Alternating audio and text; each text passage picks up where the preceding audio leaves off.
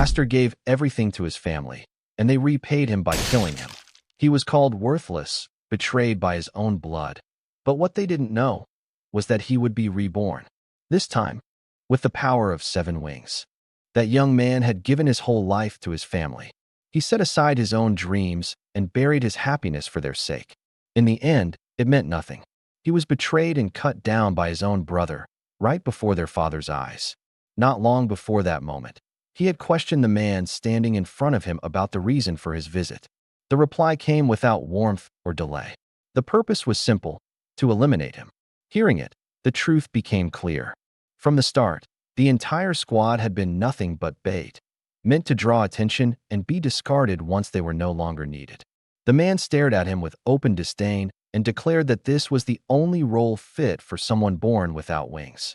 With cruel mockery, he referred to him as the foolish son, Ash Elmheim. The Elmheim house was known across the continent as the strongest military bloodline, guardians of the royal family for generations. At its peak stood Roderick Elmheim, the only man in the nation who bore all 7 wings. Wings were not mere ornaments. They were a crest carved into the back, a mark of magical strength. The greater the number of wings, the stronger the magic sealed within the body. Within the Elmheim household, only those marked by wings could wield that power. Years earlier, during a deadly snowstorm that had nearly claimed his life, Roderick had saved him. Believing that survival carried meaning, Ash devoted himself completely to repaying that debt. He gave everything. Still, he was never recognized. His brothers ridiculed him without pause, branding him wingless because he lacked the crest that defined their lineage. Ash endured it all. He trained relentlessly, day after day, convinced that effort would one day earn respect. That illusion collapsed during this mission. His unit had been surrounded on every side with no path of escape. Only now did he understand. They had been sent there to be slaughtered. He demanded an explanation. He questioned whether this was the reward for a lifetime of loyalty, whether betrayal was the final answer from his father. Roderick's response carried no feeling. A tool, he implied, had no right to expectations. He labeled Ash an eyesore and gave the order to dispose of him. Something inside Ash snapped. Anger and despair surged together as he rushed forward, swinging his blade toward Roderick's throat. Regret burned within him for ever placing faith in that man. The strike did nothing more than graze Roderick's skin. In an instant, chains coiled around Ash from behind. 2 figures stepped into view, men he had once called brothers. One cut off his arm, the other shattered his leg. Blood filled his mouth as his body crashed against the ground. Laughter echoed above him. His brothers mocked him, reminding him that creatures without wings belonged on the ground, crawling in the dirt. Ash tightened his remaining fist and forced out one final question. If he had always been meant to be discarded, then why had his life been saved years ago? Roderick seized him by the hair and answered with cold detachment. There had never been any special reason. Ash had never held value. What truly mattered was the power of the 7 wings contained within a body. Shock froze Ash in place as Roderick continued, stating that his mother had been useful. She had carried and delivered a child like Ash for his benefit alone. The meaning behind those words did not reach him. Confusion filled his mind. Before he could seek clarity, a blade drove through his back. Agony exploded through his body. Darkness swallowed his sight as his strength drained away.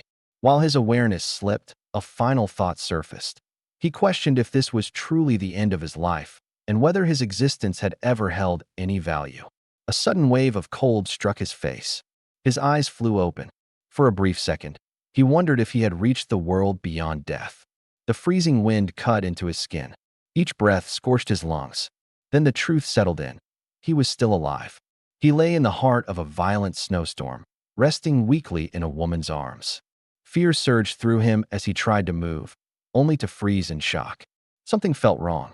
His legs were far too small. He lifted a hand before his eyes and stared in disbelief. It was the hand of an infant.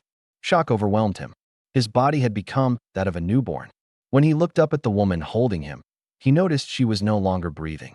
Her body was stiff and unmoving. She was dead. Ash activated his search ability. His awareness stretched beyond the storm. Through the swirling snow, he sensed 3 riders on horseback pushing forward. They were searching urgently. One of them shouted for speed, declaring that, for Lord Roderick's sake, they had to retrieve the infant the woman had taken. Ash's heart nearly stopped. Weakly, he questioned if he had heard correctly. Roderick, his father's name. If they were hunting an infant, the target was obvious. In his former life, there had been rumors that he had been found on a snowy night like this. A dreadful thought crept into his mind. Had he returned to the past? The idea felt insane, impossible. Yet every detail pointed toward it. The riders were getting closer. One fact became clear. If he remained there, he would be captured and brought back to the Elmheim estate. He would once again belong to Roderick. Gathering what little will he possessed, Ash began to crawl. Mana flowed faintly into his tiny hands, pushing his fragile body forward bit by bit. His limbs shook violently.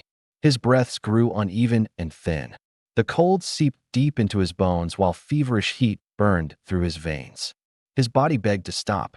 He refused. He crawled because stopping meant death. And survival meant one thing. One day, he would take revenge on Roderick Elmheim. Time dragged on in pain. Gradually, the storm weakened. The sun began to rise over the white horizon. The infant forced himself to move a little farther before finally collapsing unconscious in front of a young girl.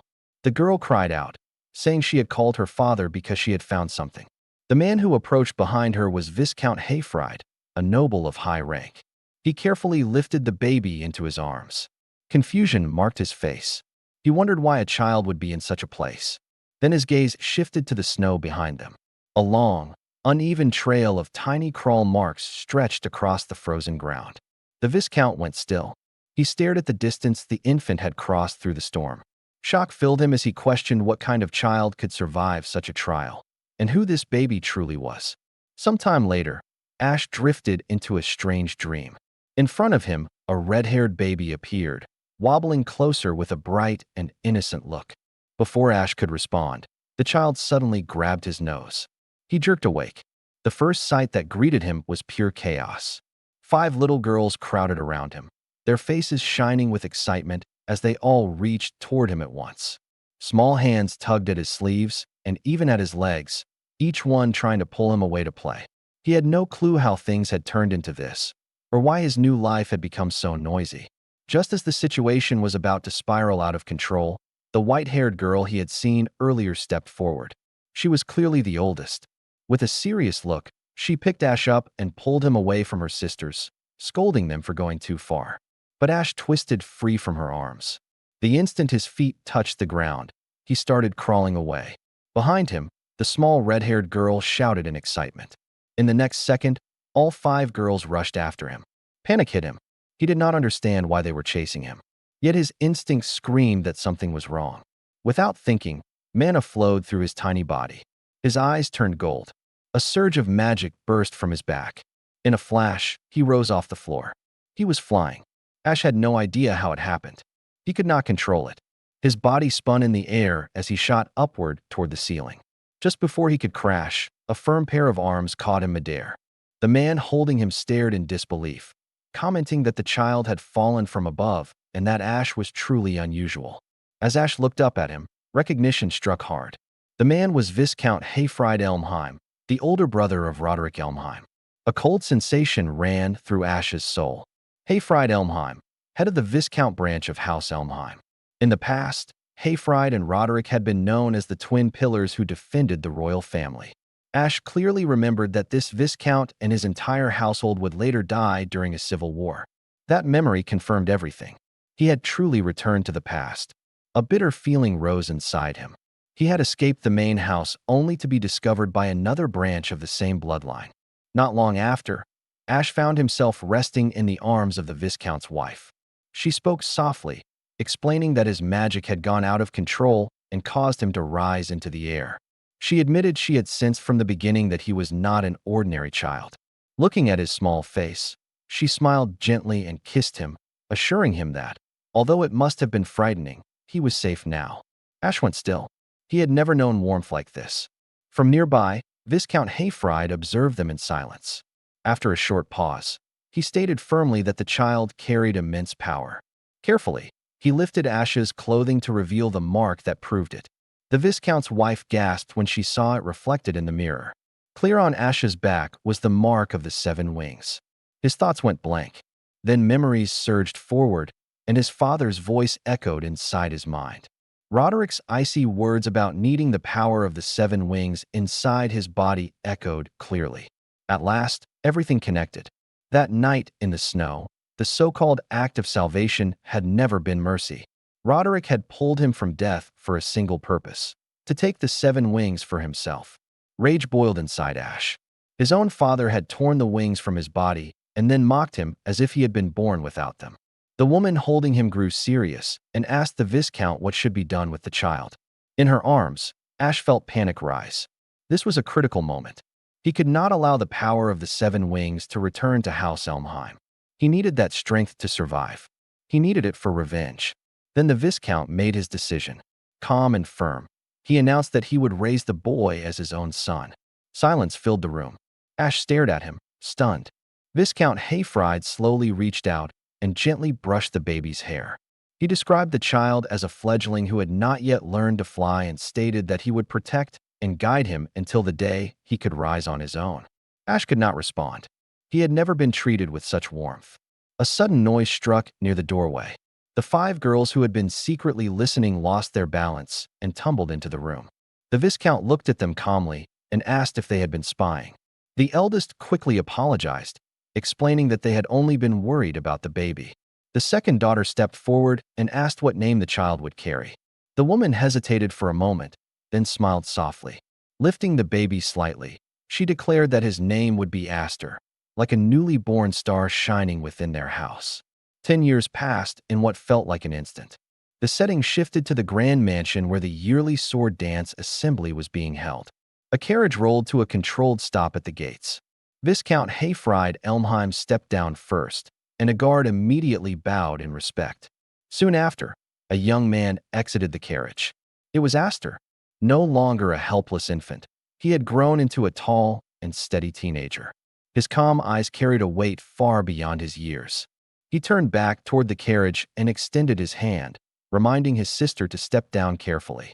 A red-haired girl placed her hand in his and descended with a bright smile. She was Alphine, once the red-haired baby who had pinched his nose, now his younger sister. Together, the siblings walked into a vast ballroom filled with light. They had arrived for the Sword Dance Assembly, a yearly gathering hosted by a ducal house tied to the Elmheim name, for noble families devoted to martial power. The event served to strengthen alliances and deepen ties. In truth, it was a silent battlefield. Each noble house presented its most talented young swordsmen, seeking prestige, influence, and acknowledgement. As Aster and Alphine advanced through the hall, quiet whispers began to spread among the guests. Some commented that the Viscount branch of Elmheim lacked a true heir. Some mocked openly, claiming that since the Viscount house had failed to produce a proper heir, they had picked up some unknown stray from nowhere. With cold eyes, they questioned how long that branch would be allowed to stain the Elmheim name. Attention slowly shifted toward Aster. So this is the adopted boy. Alphine tightened her fists and stepped closer to him, urging him not to let the cruel whispers affect him. She insisted they could not afford to show weakness in a place like this. Aster noticed what she failed to see herself. Her hands were shaking. At that moment, Lord Hayfried spoke in a calm tone, stating that such a reaction simply reflected the current position of the Viscount house. As they paused before the towering gates, he turned to Aster and made it clear that he wanted him to witness this reality. He questioned whether Aster felt frustrated by their standing. Aster responded with a faint smile, expressing that this level of cold reception suited him well enough. Hayfried let out a quiet laugh, clearly satisfied, and admitted that such an answer was reassuring. Standing before the grand castle, Aster's thoughts drifted to his former life. Back then, he had been the shame of House Elmheim. His first step into noble society had turned into a complete disaster. This very place carried painful memories. But now, everything was different. The 7 wings rested within him. He was no longer the same powerless child. His eyes sharpened with silent resolve. This time, he would reshape his destiny. The family advanced toward the massive entrance. From a high window, 2 young men observed their approach with clear disdain. They were the same brothers who had tormented him in his past life. Aster noticed them, yet his expression remained steady. With firm steps, all sides moved toward the grand doors, each holding their own motives. Within his heart, Aster made a silent promise. This time, his debut in high society would not end in disgrace. It would shine.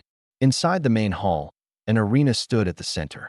Two young swordsmen clashed fiercely within it. The era belonged to knights. To be acknowledged as one required both strength and elegance. Strength was proven by skill with the blade. Elegance was measured through honor and reputation. Steel collided against steel as the duel intensified. Both fighters demonstrated polished and disciplined techniques. As they prepared for another exchange, the balance shifted. A glowing wing crest appeared on one fighter's wrist. In an instant, the match was decided. He crushed his opponent, cutting cleanly through his sword and ending the duel without hesitation. The audience erupted in applause. The greatest sign of power and grace had revealed itself, the wing crest. From the balcony above, Alphine murmured that the atmosphere felt overwhelming. She admitted that she now understood why her sisters, Flynn and Flair, had chosen not to attend. Beside her, Aster watched the arena in silence. Memories from his previous life surfaced, laughter directed at him, humiliation the moment he had fallen in defeat and been ridiculed after a duel. His gaze turned distant. Alphine noticed the distant look in his eyes and called his name, asking if he felt nervous about attending his first sword dance assembly. Aster gave a small smile and said he felt no fear. Deep down, the emotion was not anxiety, but something closer to nostalgia. Alphine frowned, unable to grasp what he meant. Their father, Viscount Hayfried Elmheim, informed them that he would be leaving for a meeting and told Aster to keep an eye on Alphine. She immediately objected, insisting she was more capable than him, while Aster calmly labeled her clumsy. The Viscount rested a hand on his son's shoulder and smiled, advising him to build connections, since many nobles of his age were present. Then he leaned in slightly and delivered a quiet warning. No one must learn about the 7 wings. After his father walked away, Aster thought about those words. He could feel unfriendly stares from other young nobles watching from a distance. He wondered how he was supposed to form ties when their eyes were filled with open dislike. Even so, determination settled on his face. He chose to follow his father's advice. When Alphine asked where he intended to go, Aster answered with confidence that he was going to make friends. On the lower floor, several noble youths relaxed around a sofa. Sitting at the center were the 2 sons of Duke Roderick. As Aster approached, one of them examined him from head to toe with a mocking look and demanded his identity. Aster greeted him calmly, addressing him as brother-in-law Darius. The unexpected title caused visible surprise among the group. With a polite expression, he introduced himself as Aster Elmheim, the younger brother from the Viscount branch, explaining that he had noticed them earlier and had come simply to offer greetings. Darius's brother let out a scornful remark, pointing out that Aster was nothing more than an adopted son of the Viscount house. Darius laughed harshly, claiming that now it made sense why Aster dared to call himself an Elmheim. Aster recognized them clearly, Darius and Gryan, the rightful heirs of House Elmheim. They were the same 2 who had taken his life in the past. His eyes darkened slightly. Once they had seemed terrifying, now they looked like children pretending to carry authority. His resolve grew sharper. Suddenly, Alphine grabbed his arm and urged him to leave. At that exact moment, Darius called her name. She froze. With cruel amusement, Darius mocked her, asking if she planned to hide behind her father again.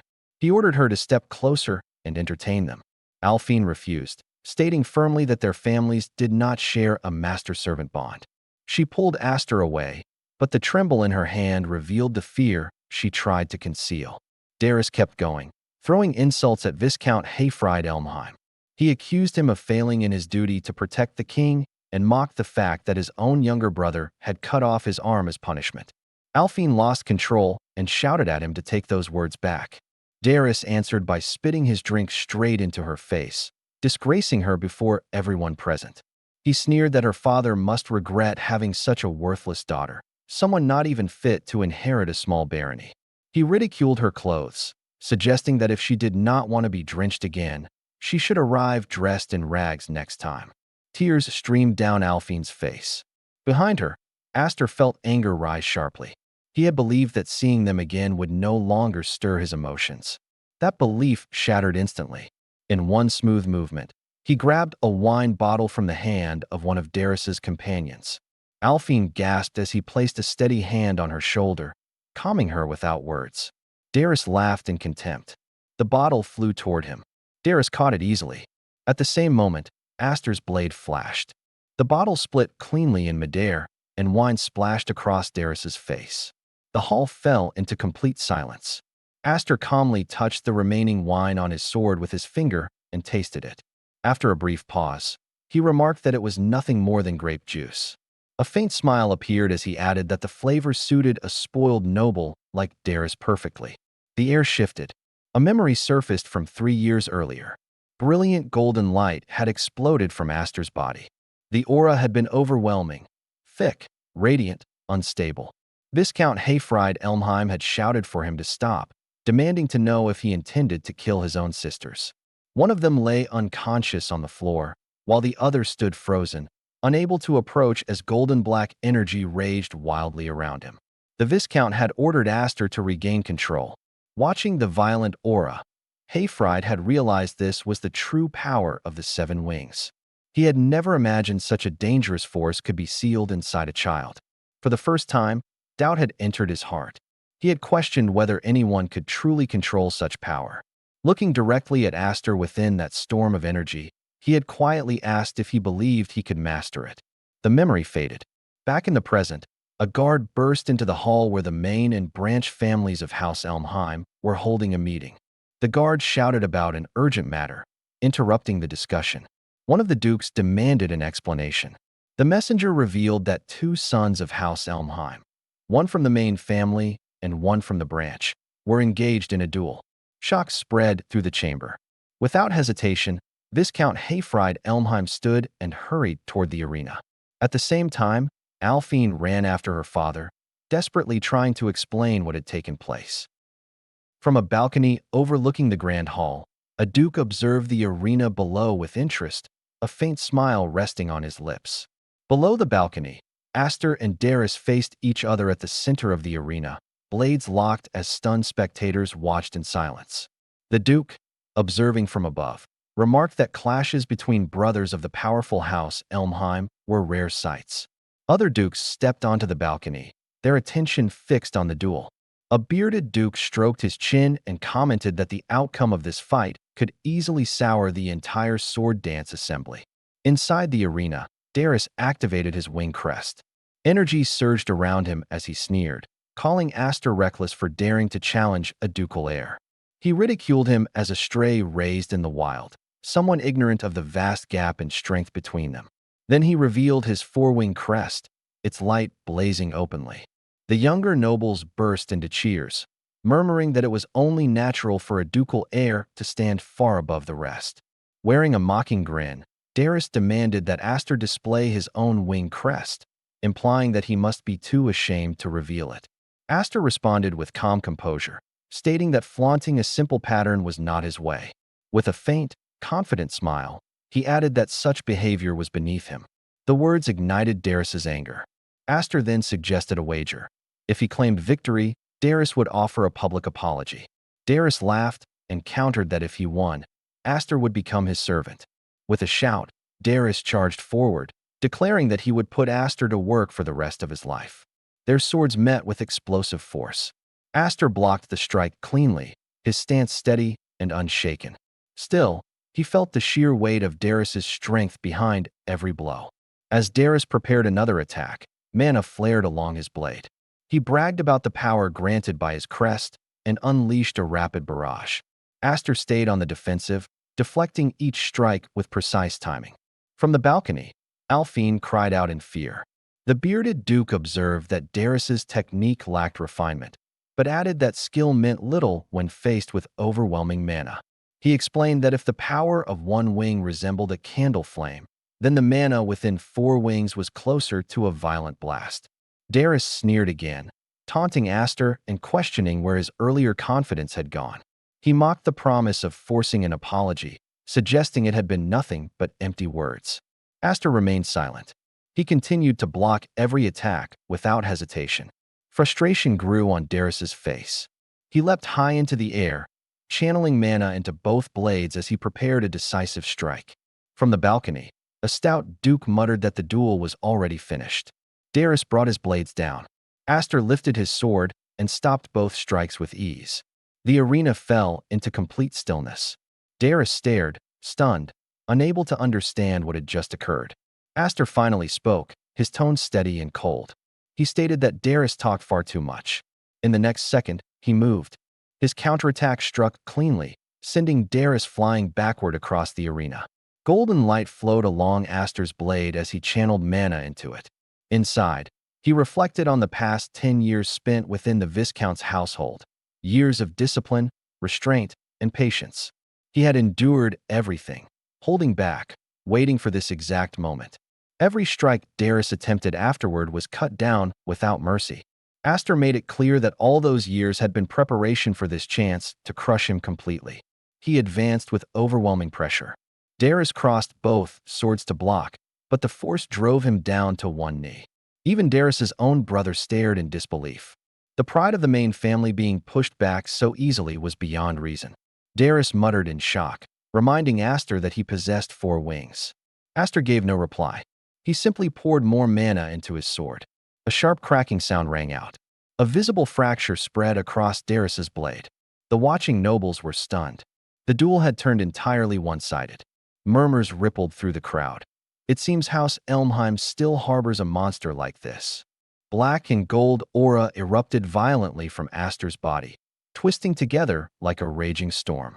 On the balcony, Viscount Hayfried clenched his fist, realizing the situation was spiraling out of control. Darius was completely overwhelmed. Inside Aster's mind, old memories rose. The cruel laughter from his previous life, the blade that had killed him, the humiliation and pain. The power of the 7 wings roared within him. He stepped forward, ready to finish it. From above, his father's voice called out, urging him to stop and regain control. Aster halted at the final instant. His last strike fell. Both of Darius's swords shattered cleanly and dropped to the floor. Silence swallowed the arena. Darius collapsed, frozen in terror, staring at Aster's blade embedded in the ground just inches from his body. His legs shook uncontrollably, and whatever pride he had left disappeared. Aster looked down at him and spoke with icy calm. He remarked that next time, Darius should dress properly, because if he intended to spill wine on others, he should be ready to be drenched himself. Then Aster turned away. Under his breath, he reminded himself that he was no longer Ash the Wingless. For now, that truth was enough. From the balcony, his sister met his eyes and gave him a proud, satisfied smile. Aster answered with a bright expression. Suddenly, a terrifying aura burst from behind him near the staircase. Someone was releasing power in pure fury. Aster turned instantly. Standing there was Roderick Elmheim, head of the main family, his former father. The entire hall tightened with tension. Even Aster felt the crushing weight of that presence pressing down on him. When Roderick finally withdrew his aura, whispers spread across the crowd. No one could believe what they had witnessed. The youngest son of a Viscount branch had defeated the 3rd son of the main family. This was no small matter. Everyone understood that the main house would not ignore such humiliation. Roderick stepped forward. Aster remained calm, posture straight, already prepared for what would follow. On the ground, Darius's face twisted with strange satisfaction. Darius forced himself upright and grabbed onto his father's robes. A twisted laugh escaped him as he hurled insults at Aster, calling him a bastard who dared challenge the main family despite being nothing more than a tainted half-blood. He pleaded for his father to step in and crush him with overwhelming power. Roderick did not spare Aster a glance. His eyes turned cold as he looked down at Darius. Without warning, he drove the sheath of his sword straight through his own son's hand. A sharp crack rang out as Darius's palm slammed against the floor. A scream tore from his throat. Shock rippled across the hall. Brian stood frozen, unable to process what had just happened. Roderick's voice remained calm, yet merciless. He questioned why someone who had lost so completely dared to laugh after dragging the family's honor through the dirt. Lifting his sword, he declared that a man incapable of avenging himself had no right to wield a blade. From the balcony, Viscount Hayfried understood his brother's intention and called out for him to stop. The hall fell silent. Aster had stepped forward. He placed himself directly in the path of Roderick's sword. Roderick's gaze shifted to him, demanding to know what he thought he was doing. Aster answered evenly. Darius had not yet apologized to his sister. Any punishment could wait until that was done. Roderick's aura burst outward violently. Fury twisted his expression as he snarled that an orphan taken in by Heifer dared to stand before him. He questioned whether Aster truly believed himself to be part of House Elmheim without sharing its blood. Aster did not move. He stated firmly that he was the Viscount's son, regardless of blood. From his father, he had learned the pride of a knight and the burden carried by a family name. Roderick's eyes flicked briefly toward Hayfried on the balcony. Then his expression hardened further. He declared that, as a member of the Viscount branch, Aster had brought unnecessary disgrace upon the honor of the main house. He invoked the legacy of the Elmheim name, the pillar of 12,000 knights and the sword that defended the king. Such an offense, he said, could not be dismissed as a childish dispute. The dukes from the branch families observed carefully, eager to see how the confrontation would unfold. Roderick continued, reminding Aster that his father had once sacrificed an arm as compensation for disloyalty. He demanded to know what Aster was prepared to offer in return. Aster responded without hesitation. This had not been a petty quarrel. It had been a proper duel. He had answered insult with steel. He repeated Roderick's own principle. Those unable to claim revenge for themselves had no right to lift a sword.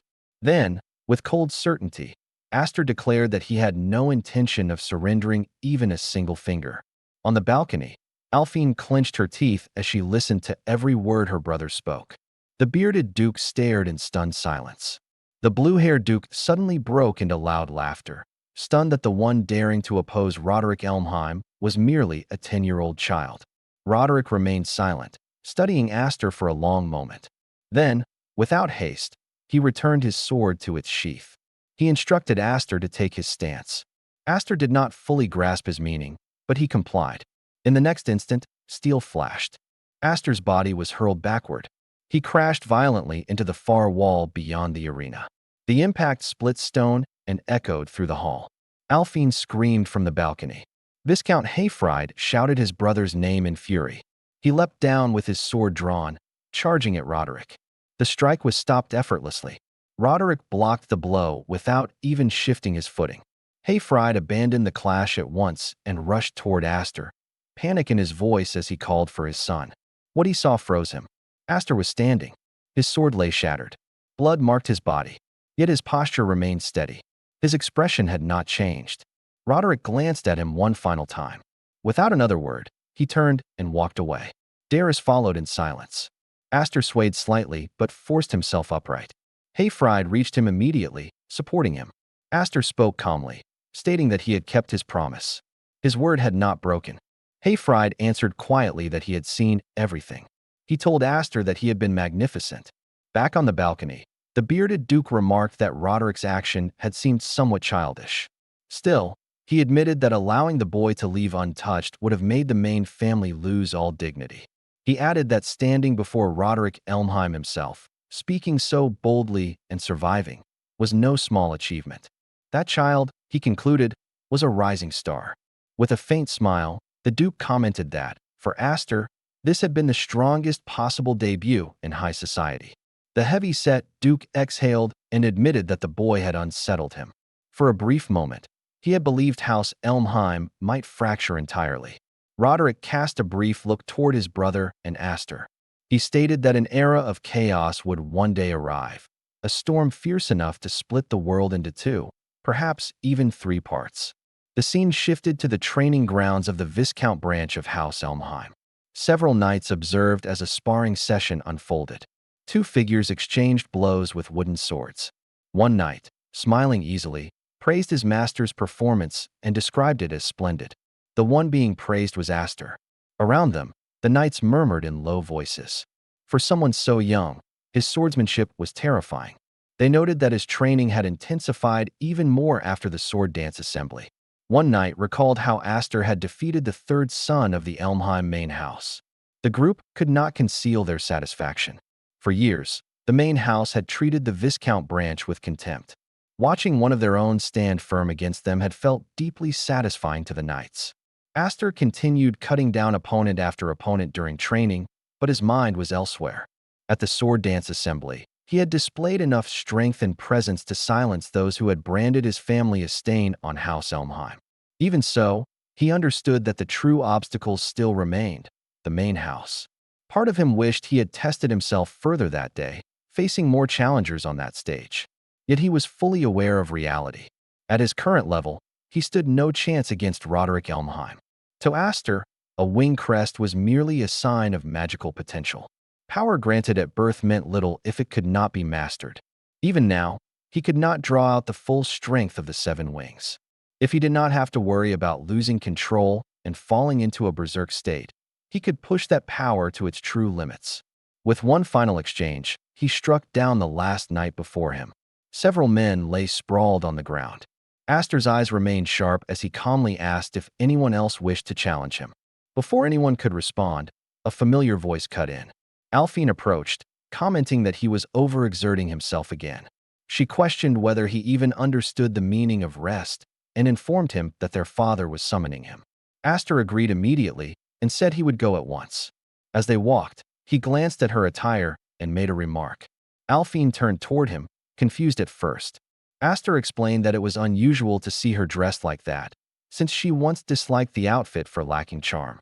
She responded that balance mattered. Watching him train relentlessly had made her realize she could not remain the same forever either. Her words caught him off guard. For a brief moment, he had nothing to say, especially when she lifted her training sword toward him with a confident smile. She stated that once he returned, they would spend time sparring together. Aster answered with a grin, accepting the challenge and lightly asking her to go easy on him. Sometime later, he arrived at his father's office. Upon entering, his father told him to sit. Aster obeyed, taking the seat opposite his father with a composed expression. Hayfried observed that 10 years had passed since they had brought Aster into the family. He admitted that he had once thought about waiting until Aster grew older, but had decided the time to act had come. He placed a small case on the desk and opened it. Inside rested a ring. Hayfried revealed that the ring symbolized succession, the mark of the next head of the Viscount branch. Then he stated clearly that he intended for Aster to become his successor. Aster froze in shock. Hayfried explained that their family situation was fragile. As a branch of House Elmheim entrusted with land and duty, they carried heavy responsibility. The position of the next head could not remain empty forever. Aster asked whether his sisters knew about this decision. Hayfried replied that the elder sisters would return from the Night Academy in 3 days, and he intended to gather everyone before speaking openly about it. The news caught Aster off guard. Malfa and Kudo were coming back. He admitted honestly that they would not accept it easily, especially Kudo. She resented him for being male and for bearing the 7 wings. Aster rose from his seat and stated that he could not take the position. He remembered clearly the day he had nearly harmed one of his sisters after losing control of his magic. He acknowledged that he lacked the confidence to withstand their anger, let alone persuade them to support him.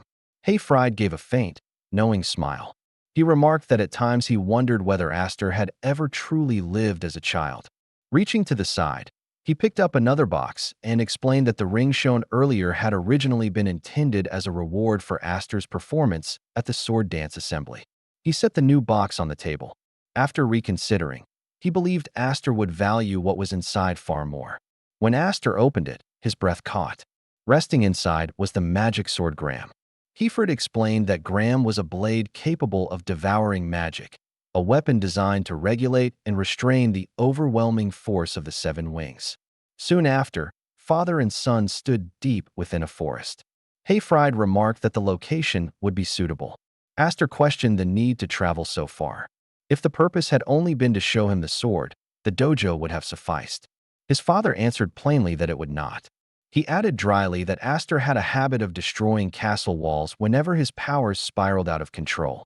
Hayfried then formally introduced the weapon.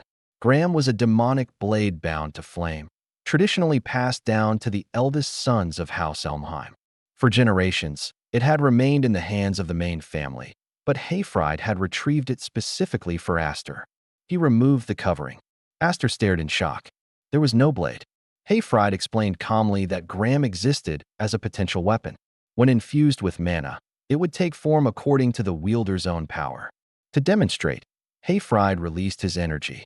A massive wave of red magic burst outward. The forest shook as a blazing arc cut through the distant trees, slicing everything in its path with brutal precision. The air trembled from the force. Hayfried warned that if the wielder's resolve faltered even slightly, the sword would devour all of their mana instead. That was the reason Graham carried such a grim reputation.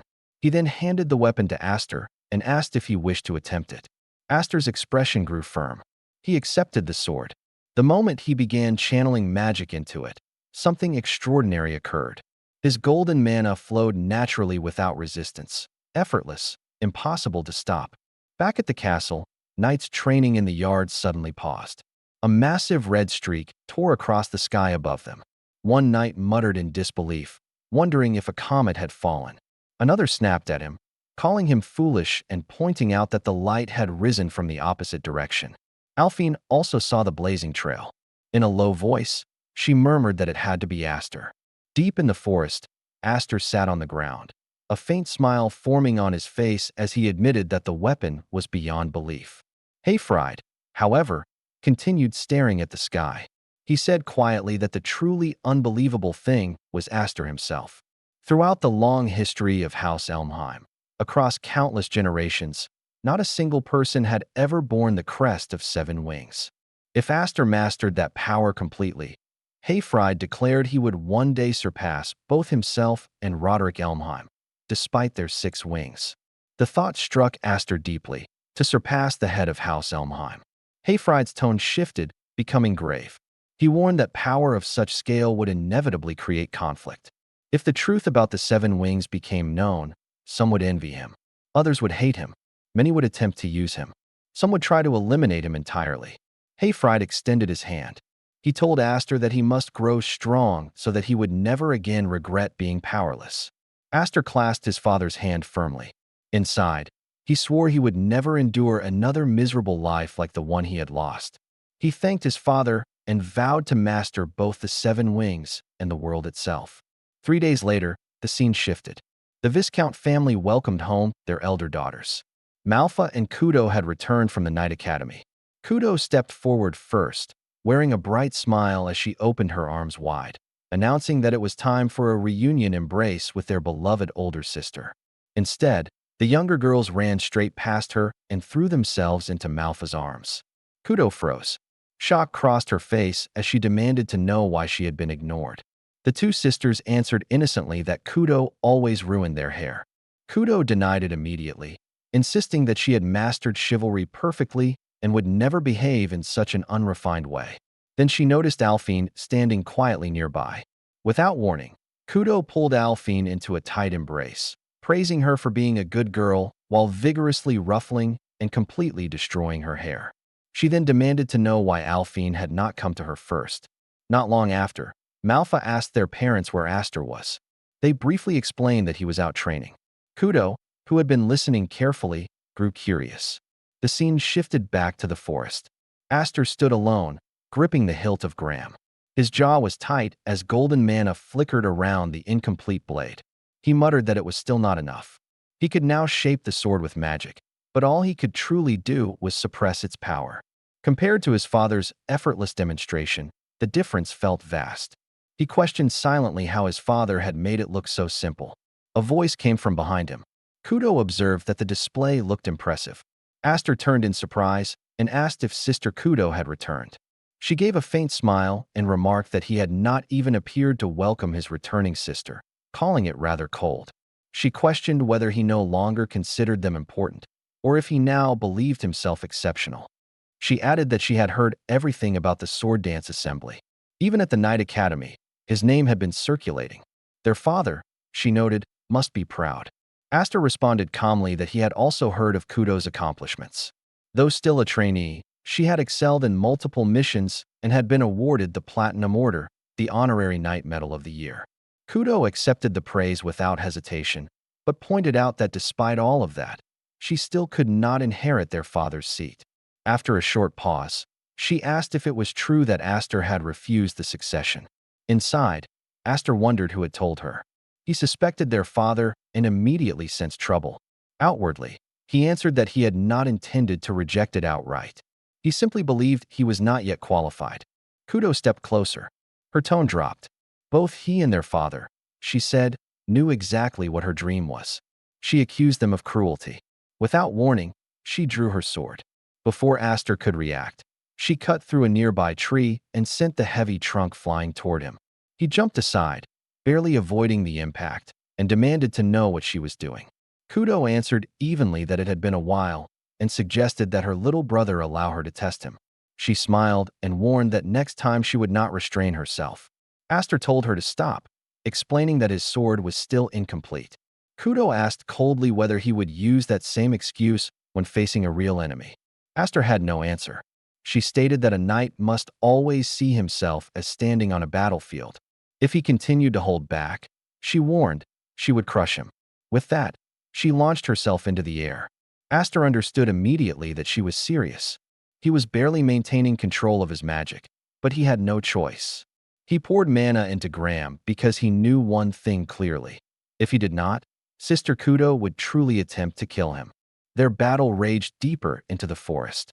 Shockwaves burst outward with each collision, waves of pressure and flashes of light tearing through the trees and shaking the ground.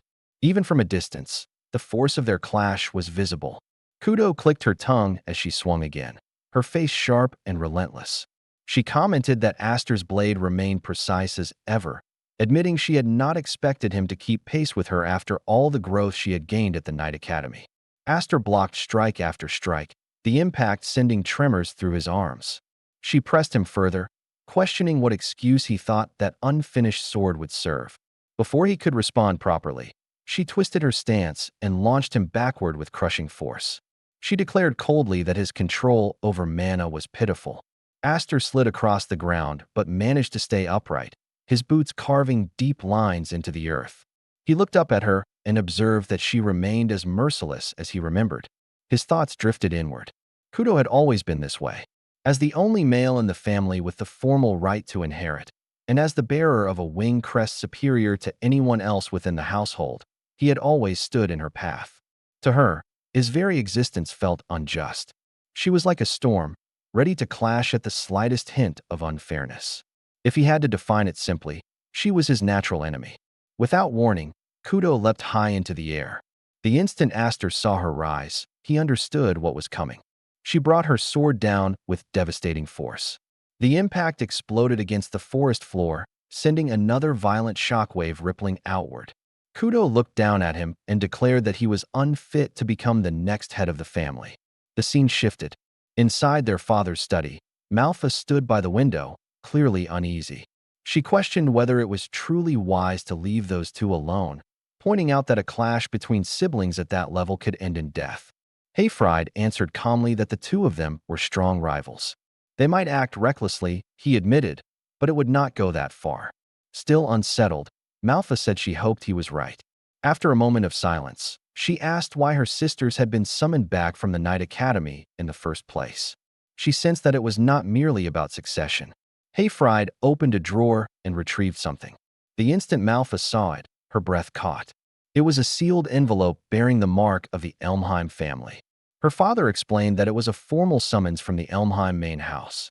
Hayfried added that the elders who held true authority within the core of the family seemed eager to see their grandchild in person. Malfa quietly asked whether the matter was truly that grave. Hayfried answered without pause. At its worst, he said, they could lose Aster. Meanwhile, deep within the forest, the clash continued. Steel met steel again and again, each collision sending shockwaves tearing through the trees. As their blades crossed, Aster spoke firmly, telling Kudo to stop speaking recklessly. He reminded her that he had already refused the position of successor and that she knew it. Kudo lifted her sword high, irritation twisting her face. She responded that his refusal was precisely what she could not accept. Her blade came down with crushing force. Aster barely caught the strike. The impact was overwhelming, far heavier than expected. It did not feel like facing a refined swordsman. It felt like standing before a troll swinging a massive warhammer without restraint. Kudo forced even more strength into the blow. At the final instant, Aster twisted his wrist and flipped his blade aside. Her strike smashed into the ground instead.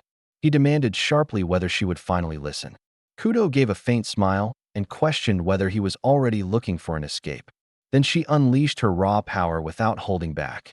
Aster was thrown sideways, crashing into a tree. The bark shattered behind him. He coughed blood, disbelief widening his eyes. Kudo looked down at him and declared that if all he relied on was swinging a sword, he was nothing more than third-rate. She continued coldly, explaining that even those capable of handling mana alone were only second-rate. True first-rate belonged only to those who mastered both sword and mana together. Her gaze hardened as she admitted her deep disappointment. She explained that the difference in wing crest directly determined the amount of mana one could command. Even a single wing gap meant nearly triple the power. In terms of raw strength and endurance, she, bearing 5 wings, was already 2 full stages below him and his 7-wing crest. Yet, despite that advantage, he avoided direct clashes of power and leaned on refined technique instead. Another faint smile crossed her face as she asked whether he truly lacked faith in his own strength, or whether he feared losing control again, just as he had 3 years earlier. Her words struck deeper than any blade. Aster froze. Shock rippled through him as the thought formed. Was he still afraid because of that incident? He had never consciously faced that possibility. For the first time, he wondered if he had been limiting himself without realizing it. His gaze dropped to the hilt of his sword. He muttered inwardly that perhaps Graham felt unstable for the same reason, because he had been forcibly suppressing his mana all along. Kudo's expression grew firm. She stated that Aster possessed everything she had ever desired. If he intended to let those blessings decay through arrogance and hesitation, then he should surrender them to her instead. Kudo rushed forward, no longer hiding her killing intent. Aster did not retreat. He faced her full-powered strike head-on and answered with his own swing. The collision thundered through the forest, shaking the trees around them. Kudo was pushed backward, her footing slipping as disbelief crossed her face. She had not expected him to repel her strongest attack. Aster allowed a faint smile. He told her that her words had finally forced him to awaken. Then he accelerated. Kudo narrowed her eyes, wondering why he was charging without even stabilizing his blade. She adjusted her stance briefly, considering whether he had exhausted his mana, but immediately dismissed the idea as impossible. As Aster advanced, mana flooded into his sword. The 7 wings, he realized, held an unprecedented and nearly endless reserve of power. He knew he could not yet control it perfectly. Instead of chasing precision, he discarded restraint entirely. For a single instant, he let go of the blade itself and focused only on the motion. All of his mana poured into that attack. The strike fell. Kudo blocked it with ease.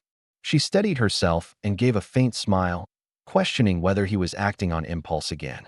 Aster met her eyes with complete seriousness. He declared that he had no intention of wasting this second life. He would seize the power of the 7 wings, the sword Graham, and even his place within the family. These were things he had never been able to claim before, no matter how hard he had struggled. At the mention of a second life, Kudo froze for the briefest moment. Shock flickered across her face. Aster closed the gap. Mana surged violently into his blade. He leapt upward, gathering every ounce of strength he possessed, and then vanished from her sight. Kudo's eyes widened. Aster had dropped low instead, compressing his mana further. He forced even more power into the sword and made it clear that he would no longer hold back. Kudo felt it instantly. The fight was about to end. Aster brought his sword down with crushing force, the air screaming as the blade descended toward her. After the clash between the siblings, Kudo slowly regained consciousness. She opened her eyes and wondered where she was. A few seconds passed before she recognized the room. It was her own bedroom. Warm sunlight streamed through the window. A voice nearby remarked that she was finally awake. Surprised, she turned her head and saw Malfa standing there. Malfa commented that she had certainly taken her time waking up. Kudo immediately sat upright, panic flashing across her face. She demanded to know what had happened to the match. What was the outcome of her fight against Aster? Malfa explained that Aster had carried her back. He had said that she fell asleep in the middle of the duel and assumed she must have been exhausted from the long journey home. Kudo rejected that explanation at once. Her gaze shifted toward her sword. Memories of the final exchange surfaced. In that last instant, she had truly believed Aster had cut her down. But the truth was different. He had dispersed the magic blade just before impact. Only the remaining surge of mana had passed through her body. As she recalled the innocent look on his face, she admitted to herself that there was no way Aster would ever seriously try to kill his own sister. Yet in that brief moment, she had been certain she was about to die. A faint smile crossed her lips as she muttered that he was an infuriating little brother, acting so boldly despite being smaller than her. She picked up her sword and asked where Aster was. She declared that she refused to accept the outcome of that match. Next time, she would unleash her full power from the very beginning. Malfa interrupted her. If she was looking for Aster, he had already left. Kudo froze. Malfa explained that a summons had arrived from the main house, addressed specifically to him. He had departed with their father only moments earlier. Kudo had known nothing about it. Frustration filled her voice as she complained that no one had told her. The scene shifted. Aster and his father rode together in a carriage pulled by 2 horses, heading toward the elders of the family. Hayfried explained that the men they were about to meet were the elder lords who supported the Elmheim family from the shadows.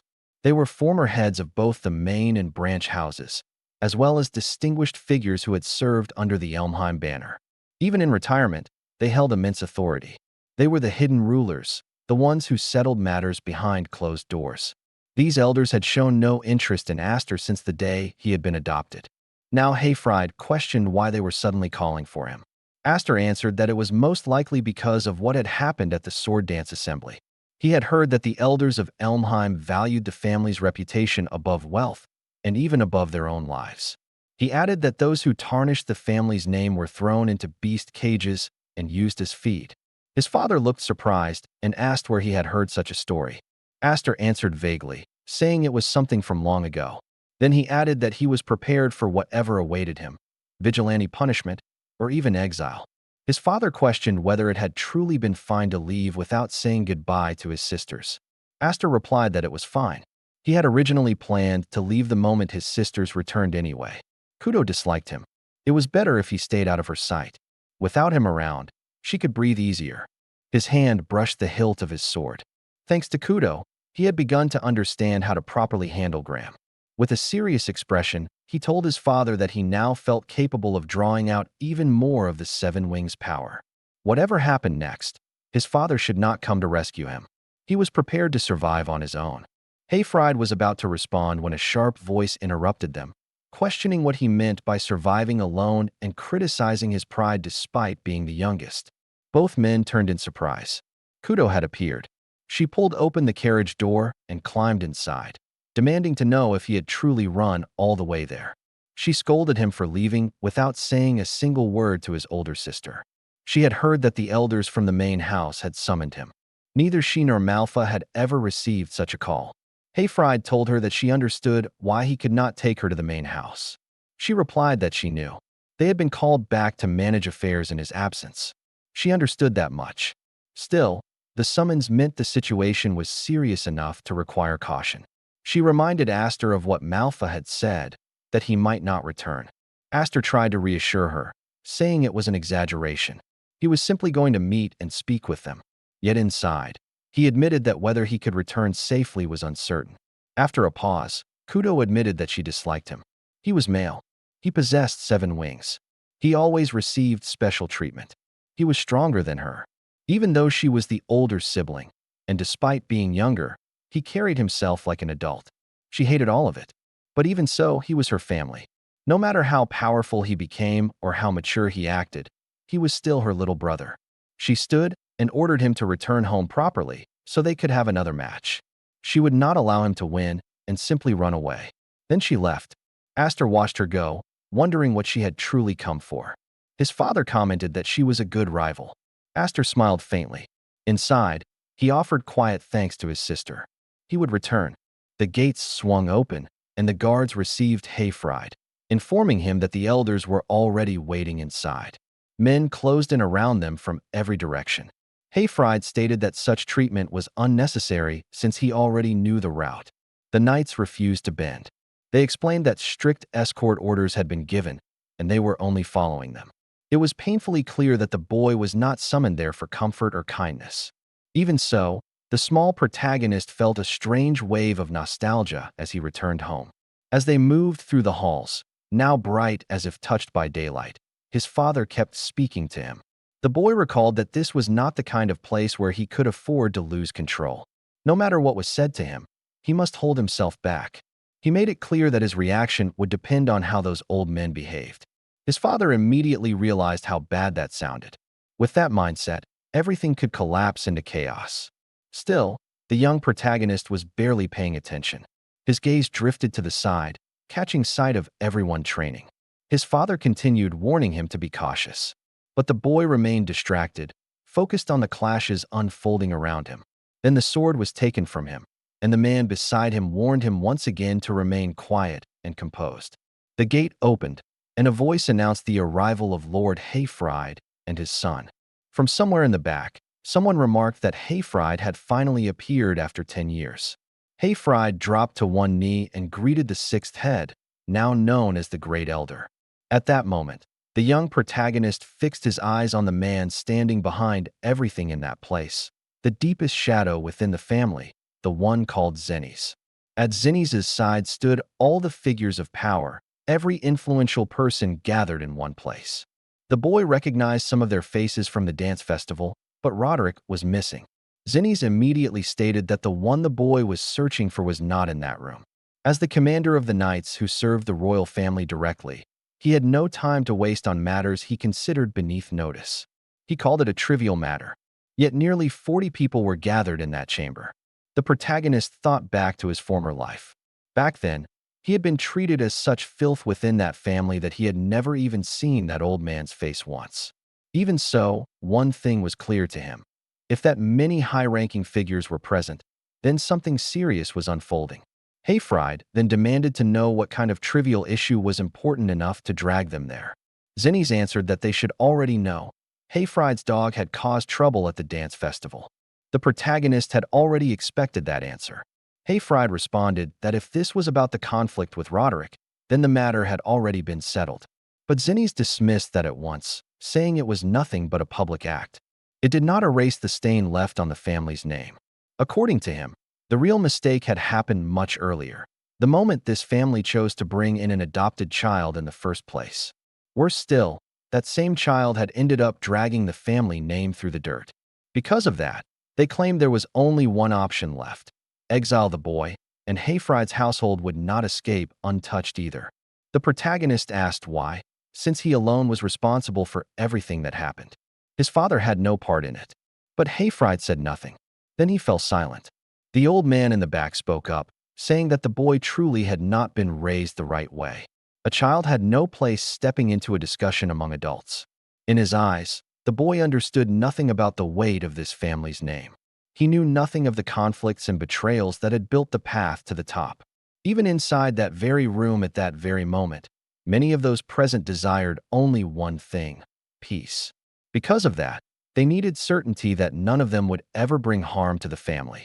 Then the old man turned the pressure toward Hayfried, reminding him of the time he had failed, disgraced the family name, and paid for it when Roderick cut off his arm in that same room. It all dragged back to that day again. But this time, the demand was even worse. Now they wanted him to cut the boy's throat. If he did it, the matter would be erased and buried. Hayfried refused without hesitation, making it clear that he would rather lose his own life than strike down his own son. Zenny's pressed him once more, asking if he truly meant that. Because if that was his answer, then today became the day he died. And not only him, his wife would die, his daughters would die, everyone tied to him would die. The Viscount's entire house would be torn apart. Everyone in the room moved aside. Blades surrounded them from every direction. Then the protagonist spoke, asking what exactly the Great Elder was so afraid of. To him, it was miserable to watch a full-grown man act like that while shaking in fear of being bitten by his own dog. They could exile him or do whatever they wanted with him. But the moment they tried to touch his family, everything changed. At that point, he made it clear that the one who would die was no longer him. At the same time, he lifted his shirt and revealed the tattoo to everyone in the room, declaring through that act that if his family was killed, they would make an enemy of a seven-winged being. But the reality was simple: they could also kill him. And if he died too, then he was no longer their enemy. that option still remains wide open before them. Seeing that mark, one person reacts in disbelief, wondering if it could really be the emblem of the 7 wings. Another elder immediately rejects the idea, insisting that it has to be fake, since, for hundreds of years, that symbol appearing on a human body has been unheard of. Yet, the fat elder cannot deny what is in front of him. That crest is impossible to mistake. As all of this unfolds, Zenith Elmheim steps forward, his voice cutting through the room with a heavy edge. He demands to know whether the boy truly understands the meaning of what he is showing them. The words hang in the air, tense and pressing down on everyone present. Hearing that, Aster answers in an almost casual way, but behind that tone sits a strange kind of confidence. To him, the meaning seems obvious. The greater the number of wings, the more shocked people become. At that moment, the scene shifts to a blue-haired figure who has been watching everything with close attention. Instead of panic, a low laugh slips out of him. Rather than stopping the scene, he urges it to continue. His amusement clashes hard with the heavy mood in the room. Meanwhile, someone else nearby looks deeply shaken, clearly disturbed by what is unfolding before them. Watching every reaction around him, Zenith speaks again. This time, his explanation comes with full seriousness. To begin with, the wing emblem is an organ used to create magical power, a force once shared with humans by spirits long ago. By passing that power from parent to child, humans were able to deepen it and strengthen it over many generations. Even so, no one has ever reached the level of 7 wings. That statement sends a wave through the room. Aster's expression hardens slightly as he questions whether that means he belongs to the spirit clan.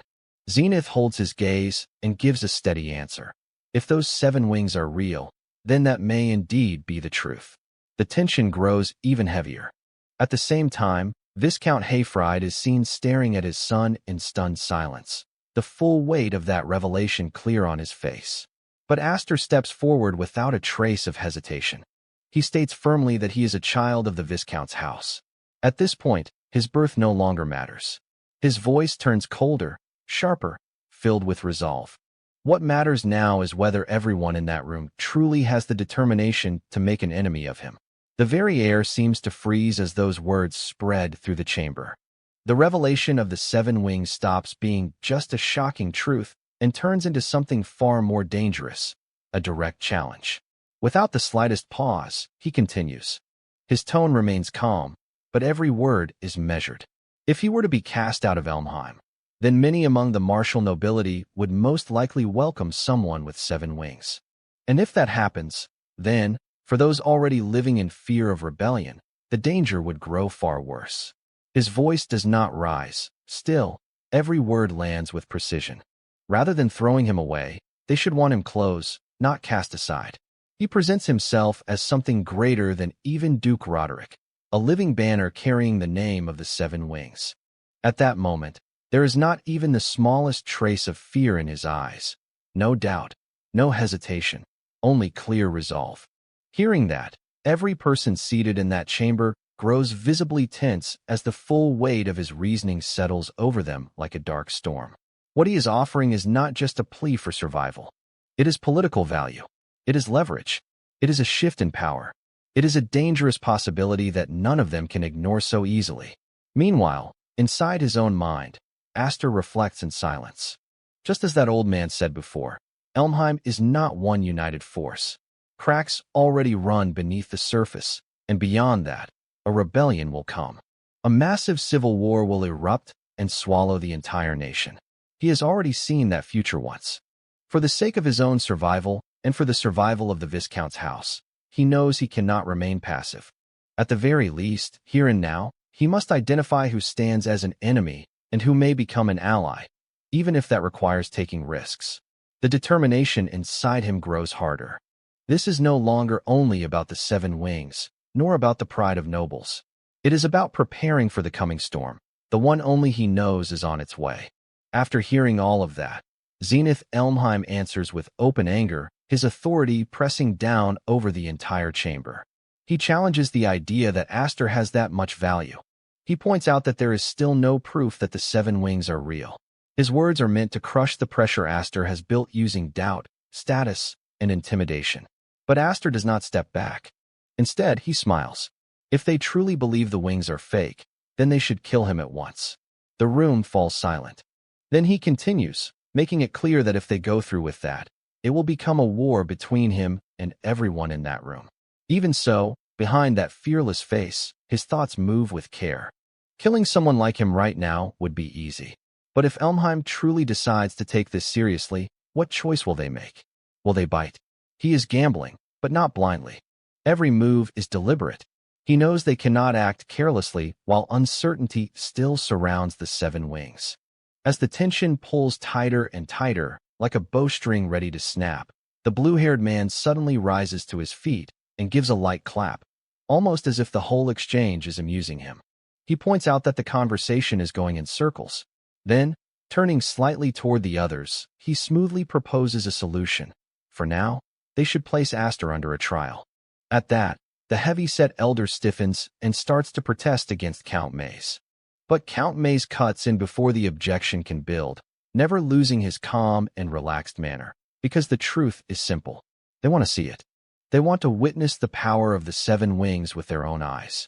His gaze sharpens slightly. After that, deciding Aster's fate will not be too late. And once again, the air in the room shifts. What started as an argument has now changed into something far more dangerous. A test that could either prove Aster's claim or lead him straight to ruin. The blue-haired noble smoothly pushes the idea forward, asking what they think. This is the mansion of a world-famous martial clan, so preparing one or two proper trials should not be difficult. The moment Aster hears that name, his thoughts sharpen. Count Maze, there is no mistake. This man is an ally. That realization settles firmly in his mind. The timing of the proposal, the flow of the discussion, the way the conversation was turned, it all points to the same thing. It was a lifeline hidden behind curiosity. After a long silence, Zenith Elmheim finally speaks. He agrees. His tone stays cold, but fully controlled. In his view, teaching a grandson who does not know how to speak properly is also the duty of an old man. With that, he turns and leads them away. Soon, they stop in front of a heavy structure. This is the trial ground. The place is dark. Standing before the entrance, Zenith begins to explain. Beyond that darkness lies an underground bunker linked to the waterways. It was first built as an emergency shelter for evacuation, but now they are keeping a single magic beast inside it. Then he pauses on purpose. The trial is simple. Defeat that magic beast. That is all. The plainness of those words only makes the weight of the challenge feel even heavier. Hearing that, Viscount Hayfried lets out a deep sigh, unable to hide his frustration. The boy had always been troublesome, always crying, always screaming, and even after being warned over and over to keep the existence of the seven wings hidden, he still ended up here. There is disappointment in his voice, but there is worry, too. Aster listens in silence. Then, without arguing further, he steps forward and places his hand on the door. Something that obvious could never stay hidden forever, he says calmly as he pushes the door open. To him, this was the perfect chance. The heavy door groans as it opens, and thick, cold darkness spills out from inside. Whatever waits beyond is not just a beast, it is proof. And Aster walks toward it without hesitation. Hearing his son's resolve, Viscount Hayfried calls out to him one last time, his voice carrying both command and concern. He warns him not to lower his guard. Aster answers at once. Then he leaves. As he turns away, he briefly looks toward the blue-haired noble. Count Maze is smiling quietly, watching everything with calm interest. That faint smile stays in Aster's mind as he begins to descend. The moment he steps into the underground bunker, darkness closes in around him. The air is wet and heavy. The silence feels dense. It is clearly dark, but not so dark that he cannot see. And then he notices it. A severed head lies on the ground. Even in the dim light, the sight is unmistakable. At that moment, a voice echoes down from above, cold and detached. It says that even that one had been given a chance to clear his name. He had done nothing but cry and scream until the very end. Watching it had been unbearable. They are speaking about Duke Roderick, the very owner of the severed head lying before Aster. The voice continues, carrying a faint but clear warning. It tells him not to disappoint them now. The meaning is obvious. This is not simply a test. It is a judgment. Then, all at once, the ground seems to shake. A huge presence rises from the darkness in front of Aster. A gigantic beast, terrifying and overflowing with power, stands before him. Its roar is enough to shake the entire underground chamber. The sound is so violent that it feels as if the walls themselves could split under that pressure. Aster tightens his grip on his sword. The blade gives off a faint shine in the dark. From above, the declaration comes again, merciless. Now, the trial begins. After that, Aster appeared to be deep in thought, as if he had just realized that the rumor was actually true. Elmheim really had been hiding a magic beast inside their mansion all along. For a brief moment, he even felt a hint of pity for Darius, who had been born into a household filled with monsters. At the same time, his hand was shown lowered close to the ground. In that exact moment, the magic beast let out a deafening roar so powerful that it made the entire area tremble. As soon as Aster heard it, he calmly prepared himself, though his mind remained steady. The instant that thought crossed his mind, he shot forward with astonishing speed. In a single moment, he darted past the magic beast, moving so fast that the eye could barely track him.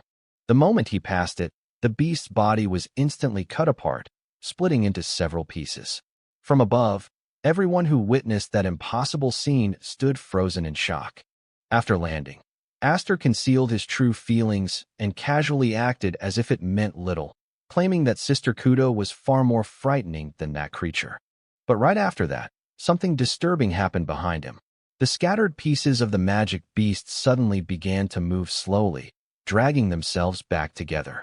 Little by little, the creature began restoring its body right in front of him.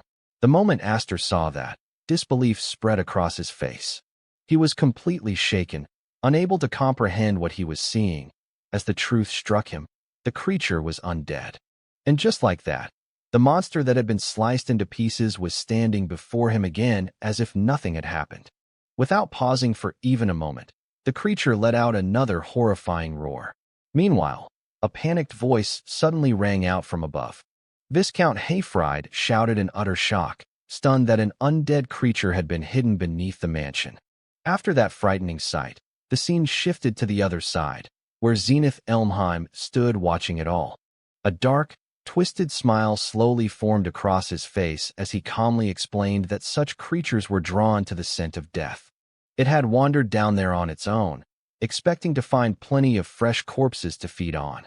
No matter how many times they cut it down or burned it, the creature never died. In the end, they captured it and kept it as the perfect opponent for testing someone's strength. He continued in the same cold manner, saying that because of it, they no longer had trouble disposing of bodies. Hearing that, the fat elder nearby looked stunned and reacted immediately. Even trained knights could barely catch an undead, yet Aster was being told to kill one alone. To him, it sounded as if they were ready to throw away the Seven Wings boy's life for nothing. After hearing that concern, Zenith Elmheim only smiled with even more coldness and showed no hesitation at all.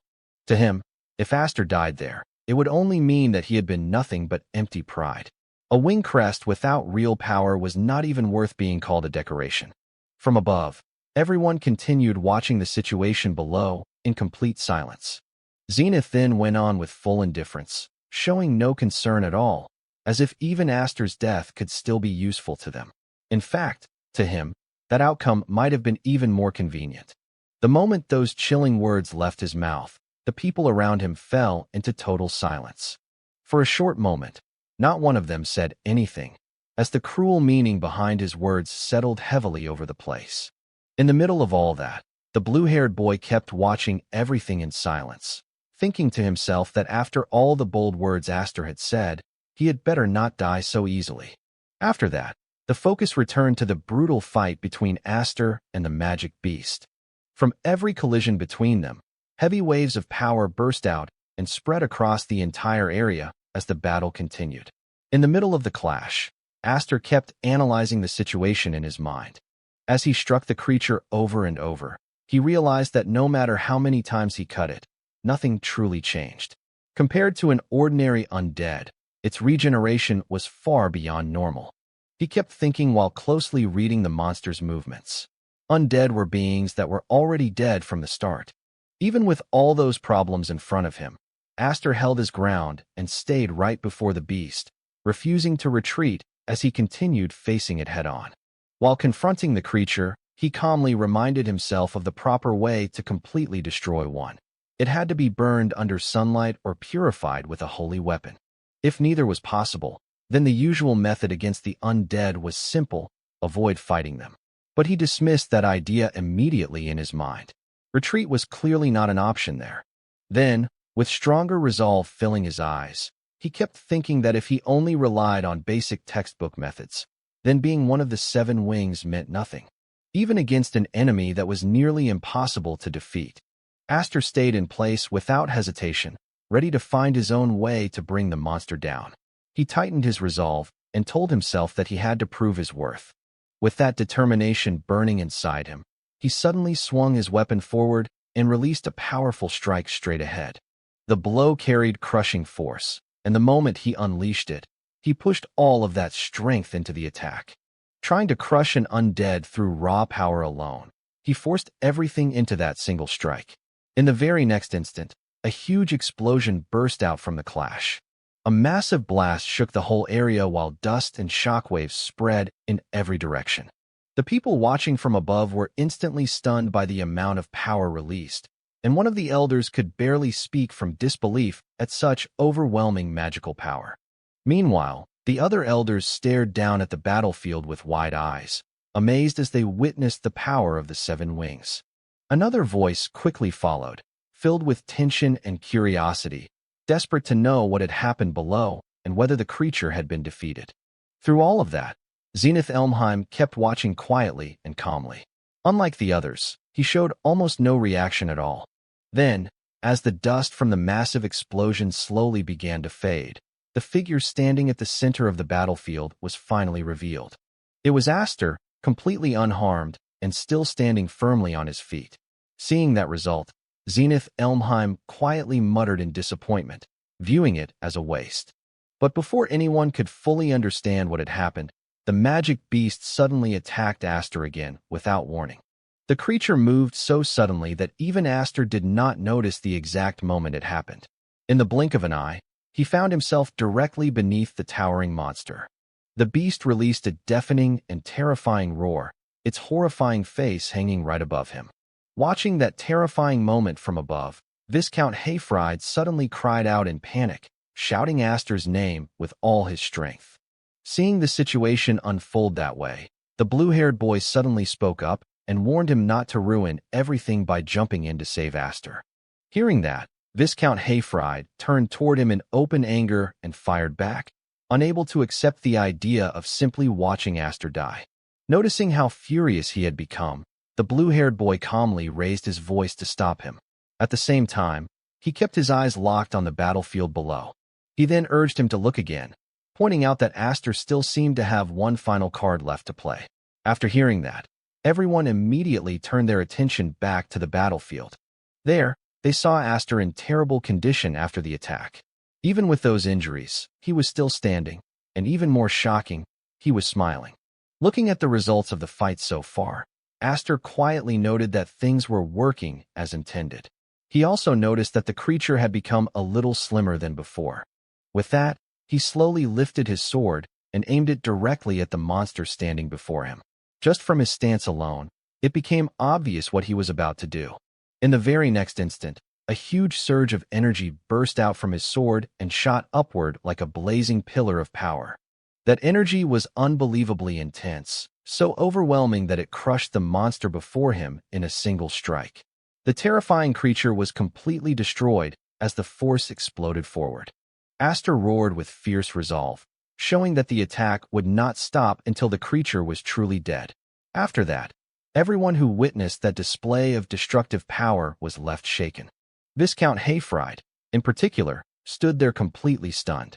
As he watched the overwhelming attack unfold before his eyes, he began thinking back to a move he had shown Aster once before.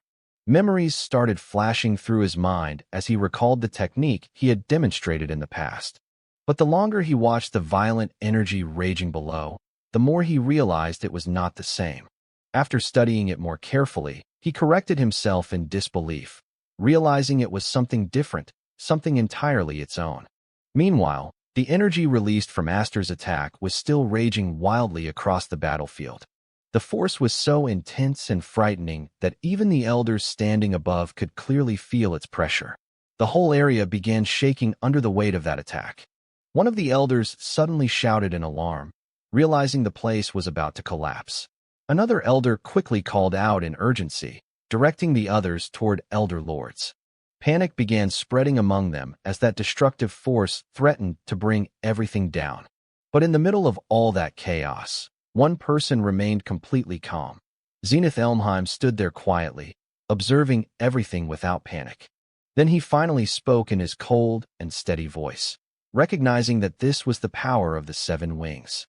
Still trying to make sense of what he had just seen, the yellow-haired man quickly asked what had happened to the magic beast. Standing nearby, Zenith Elmheim had been watching the entire scene closely without missing a single detail. As he looked over the aftermath of the battle, he calmly gave his view of what had happened, concluding that the undead had been dragged into a whirl of magical power and ripped apart. There was quiet surprise in his voice as he said it. After that, Zenith fell silent for a brief moment. In his mind, he began judging what he had just witnessed. To him, it had not even been a real technique. It was nothing more than raw force built purely on the quality and amount of magical power, just as one would expect from someone who carried the seven wings. Then he turned his eyes toward Viscount Hayfried and, with calm curiosity, asked whether that had been something he had planned. Hearing the question, Viscount Hayfried gave a slight shake of his head and answered honestly that it had not been. Even he was surprised by how much his son had grown. His voice carried both pride and real shock, as if even he had never expected that level of overwhelming power. Just then, the blue-haired man spoke from behind them. Looking toward Zenith, he respectfully asked whether the test had now been accepted. After hearing that, Zenith Elmheim glanced around at the others present. Seeing no disagreement on any face, he calmly answered that he did not think anyone there had any objection. The moment he gave that decision, the blue-haired man immediately looked upward and shouted toward the figure above. He called out for Aster to hear that he had passed, and added that it would be best for him to come up soon. Not long after, Aster's voice came back from above. "There's just one small problem," he said. With a slightly awkward tone, he explained that the chain he had used to come down earlier had also been destroyed during the attacks. Because of that, he asked for a rope to be lowered. After all of that, the scene slowly shifted to a quiet room. Inside, Zenith Elmheim sat calmly, his face composed as if he had already decided something important. Looking toward Aster, he spoke in a steady voice. He made it clear that this chance was acceptable, but if it was allowed to slip away, there would never be another one. His words carried final weight, as if that moment marked a turning point that would never return. Hearing that, Aster answered without any hesitation. His voice stayed calm but firm. He made it clear that he had no interest in fighting over the succession of the main family. Someone like him lingering around the mansion would only keep his cousins from resting easy. In the end, he saw his place as being with the High Freeds. His answer sounded plain and humble, as if he had already accepted both his role and where he belonged in the world. But the moment Zenith Elmheim heard the young boy's words, he suddenly let out a soft laugh. It was not a mocking laugh, but one filled with quiet amusement.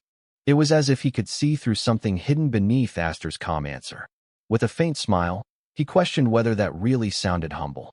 He then wondered if Aster truly believed he could hide the ambition visible in his eyes. His gaze grew sharper as he continued, studying Aster closely. He pressed further, asking if Aster planned to aim his sword at Elmheim in the future. He even questioned whether his true target was Roderick's head. Faced with such a direct question, Aster looked briefly confused. The accusation had come so suddenly that he did not know at once how to answer. Seeing that reaction, Zenith laughed again and casually eased the tension. He told Aster not to get so guarded, making it clear that there was no need to dig into his thoughts for now. After hearing all that, Aster finally spoke again, no longer able to hide his curiosity. Looking straight at Zenith, he asked why, especially when the rebels were supposed to be his enemies. At that question, Zenith Elmheim looked at him with a much more serious expression than before. The faint amusement vanished from his voice, replaced by a calm but heavy tone. He reminded Aster that their side was not united either, and that Roderick's nature was far too strong. If Aster's existence could serve as a restraint on him, then that was acceptable as well. His eyes then hardened slightly, and the mood in the room turned tense. But if Aster ever bares his fangs at me, the outcome will already be clear. The warning was plain. It was not spoken loudly, yet the weight behind it made the meaning impossible to miss. Hearing that, Aster stayed silent for a moment.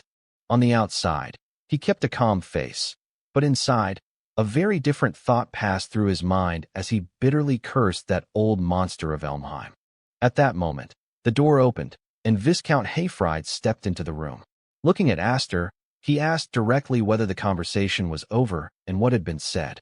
Aster turned to him and calmly explained that he had been invited into the main family, but had refused. The instant Viscount Hayfried heard that, his eyes widened in disbelief. He reacted in open shock, clearly never expecting such an answer. At the same time, another voice suddenly came from nearby. That voice remarked that it was a waste. It pointed out that if Aster had officially entered the main family, he could have gained far greater profit than he had now. The one who said it was the blue-haired man.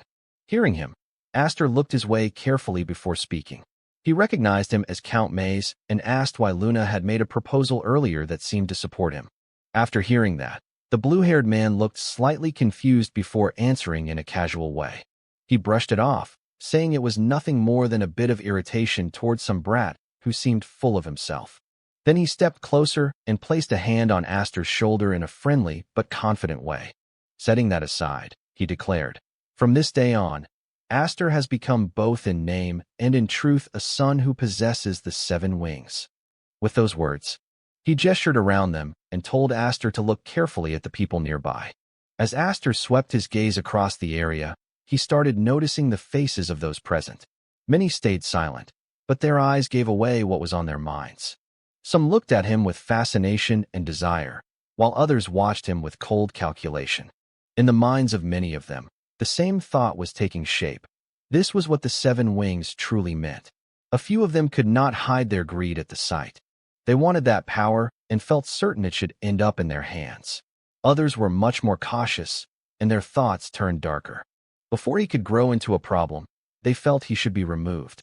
To them, he was still only a child, and a child like that could always be used in one way or another. Around Aster, the air quietly filled with hidden motives, ambition, and silent schemes. Noticing those reactions, the blue-haired man, Count Mays, spoke to Aster again in a calm voice.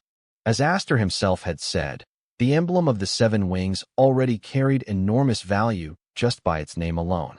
From that point on, in many ways, the number of people who would try to pull him to their side would only increase. Hearing that, Aster looked straight at him and bluntly asked, "Are you one of them too, Count Mays?" For a brief second, the blue-haired man seemed slightly caught off guard by the question. Still, he quickly returned to his usual composure and answered that, even if it did not seem like it, he was a member of the board of the Knights Academy. As Aster listened, he quietly studied him. In his mind, he judged the man to be rather strange. To him, it still seemed too early to think of him as an ally. Just then, Viscount Hayfried stepped closer and gently placed a hand on Aster's shoulder. With a satisfied look, he said that it was time for them to leave as well. Aster still needed to tell his sisters about the great performance he had shown that day. Hearing that, Aster gave a small nod and answered his father.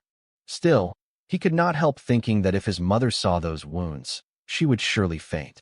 After that, the scene shifted once again, this time to the inside of another noble residence. The atmosphere there was much calmer, but the conversation taking place carried serious weight. A knight stood respectfully while giving his report to the captain of the knights. It was reported that young Darius had died during the test set by Sir Zenith the other day. Hearing that, the man seated before him quietly answered that he understood. That man was none other than Roderick. After a short pause, he continued speaking in a calm tone. He had also heard that Viscount Hayfried's son had been summoned by the elders of the main family, and he wanted to know what had happened to him. The knight hesitated for a moment. A thought crossed his mind in silence, wondering if Roderick truly did not care even about his own son. Even so, He kept his composure and respectfully answered that he had something to report about that as well. But before the night could continue, Duke Roderick spoke again, as if he had already guessed the answer. Just as I expected, that boy also possesses the 7 wings. The knight looked surprised and quickly asked if he had already known. Roderick leaned back slightly as he spoke, his tone calm but filled with thought. If things continue this way, the balance of power that has been maintained inside Elmheim for so long could collapse. The knight then carefully asked whether some action should be taken. But Roderick brushed aside the concern with a slight wave of his hand. He made it clear that if Elmheim could be shaken by an obstacle of that level, it would have gone extinct long ago. Then a faint smile appeared on his face as he added, "While I am not in a hurry, those wings will eventually belong to me."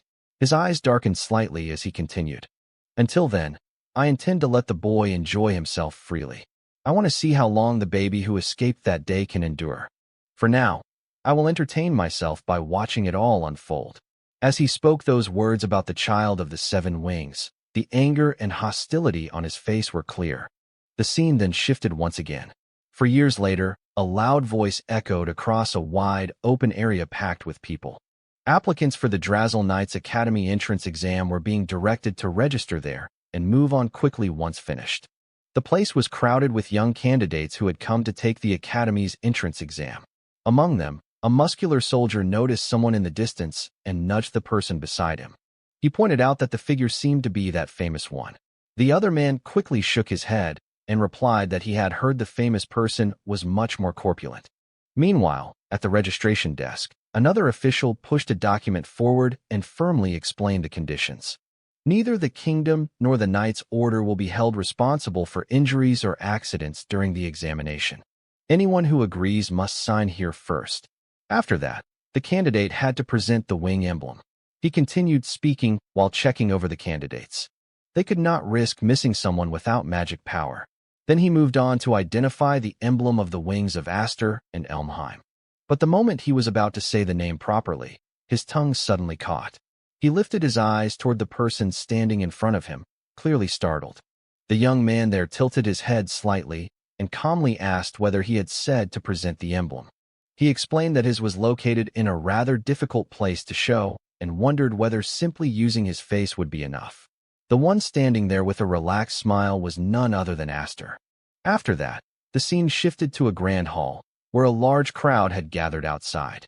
Among them, the protagonist finally appeared, walking forward slowly with calm confidence. From behind, someone kept calling out to him again and again. A man dressed in green stepped forward, his eyes sharp and mocking as he pointed directly at him. He called out to Aster and singled him out as the smug-looking one standing there. He said he had never seen his face before. He did not know which noble house or which country Aster came from, but then introduced himself as Vigor Smites. With a sneer, he went on and questioned whether Aster had come to the wrong place. He spread his arms slightly, as if presenting the area around them. This was a place meant for the elite among the elites of the knights. It was the selection exam venue for the glorious kingdom's knight cadets. Aster stayed unfazed by those words and calmly replied in a way that made it clear there was no problem. Vigor froze for a moment, plainly caught off guard. Then he raised his voice and pushed back at once. He pointed out that everyone there had gone through harsh and painful training. And even after all of that, they still chased the glorious path of the elite. Again and again, they took that exam while holding on to that dream. Then his eyes dropped to Aster's weapon, and he let out a mocking laugh. He drew attention to the child-sized sword hanging at Aster's side. To him, everyone there could see it clearly. This was no place for a beginner swordsman like that. He then drove the mockery further, treating Aster like nothing more than a sightseer who should turn around and go home. His voice spread across the area and began drawing the attention of people nearby. A few in the crowd started whispering to each other. One man muttered that he was doing it again. Another person beside him sighed and called Vigor the bully who always picked on newcomers. To that person, it was the same thing every year, and he never seemed to get tired of it. Then his expression changed when he looked more carefully at Aster. What mattered even more was the one being targeted. He started wondering if that was not the Elmheim from the rumors. A third voice joined in, filled with quiet amazement. That person asked if he meant a 7 wings. Hearing that, Vigor's expression went stiff. Inside his mind, those words echoed heavily, 7 wings. Before he could react any further, someone else stepped forward. His tone was suddenly light, yet it carried a strange sense of familiarity. With a faint smile, the newcomer remarked that he had been wondering who it was, only to find Cousin Aster standing there. At those words, Aster's calm face finally shifted. He turned sharply toward the speaker, his eyes narrowing slightly as recognition set in. It was Gurion. Seeing Aster, his cousin Gurion gave a faint smile and stepped closer, speaking in a casual tone that hid something deeper underneath. It had been a long time, and since nobody seemed to know exactly when or where Aster had been born, he had taken the liberty of calling him cousin. Aster listened quietly, his expression giving nothing away. Then, without hesitation, he answered by bringing up Darius. For a brief moment, silence fell, but Gurion's smile did not disappear. Instead, it became sharper. He brushed it aside lightly, saying there was no need to worry. To him, someone disgraceful like Darius had deserved to die. In truth, he felt relieved now that Darius was gone. Just because he had been 1 year older, he had always acted overbearing and pushed others around. He had been a nuisance to Gurion as well. Then his eyes narrowed slightly as he looked straight at Aster, and the friendliness in his voice turned cold. He made it clear that whether Aster was 7 wings or anything else, he had better not look down on the people of the main house. With that, Gurion turned his back and started walking away. As he left, he glanced over his shoulder and threw Aster a chilling, nearly sinister look. He made it clear that in that place, no one remained to protect him. Even after he was gone, the tension stayed hanging in the air. Nearby, one onlooker let out a breath and remarked that with 2 people from Elmheim present, the examinees that term had terrible luck. Another man beside him muttered that the main house and the branch house were still locked against each other. Another person quickly agreed, clearly uneasy, saying he wanted no part in getting pulled into that mess. Meanwhile, Vigor, who had been loud and full of himself only moments earlier, now looked completely shaken. His confidence started falling apart as the truth hit him. He stumbled over his words, trying to grasp it before realizing there was no doubt left. The one before him was really that Elmheim. Aster responded with a small, calm smile, acting as if none of it mattered to him. To him, just Aster was enough, even when speaking to a senior. With that, the scene shifted to the first exam site. A large group of candidates stood gathered there. The air was heavy with tension and expectation.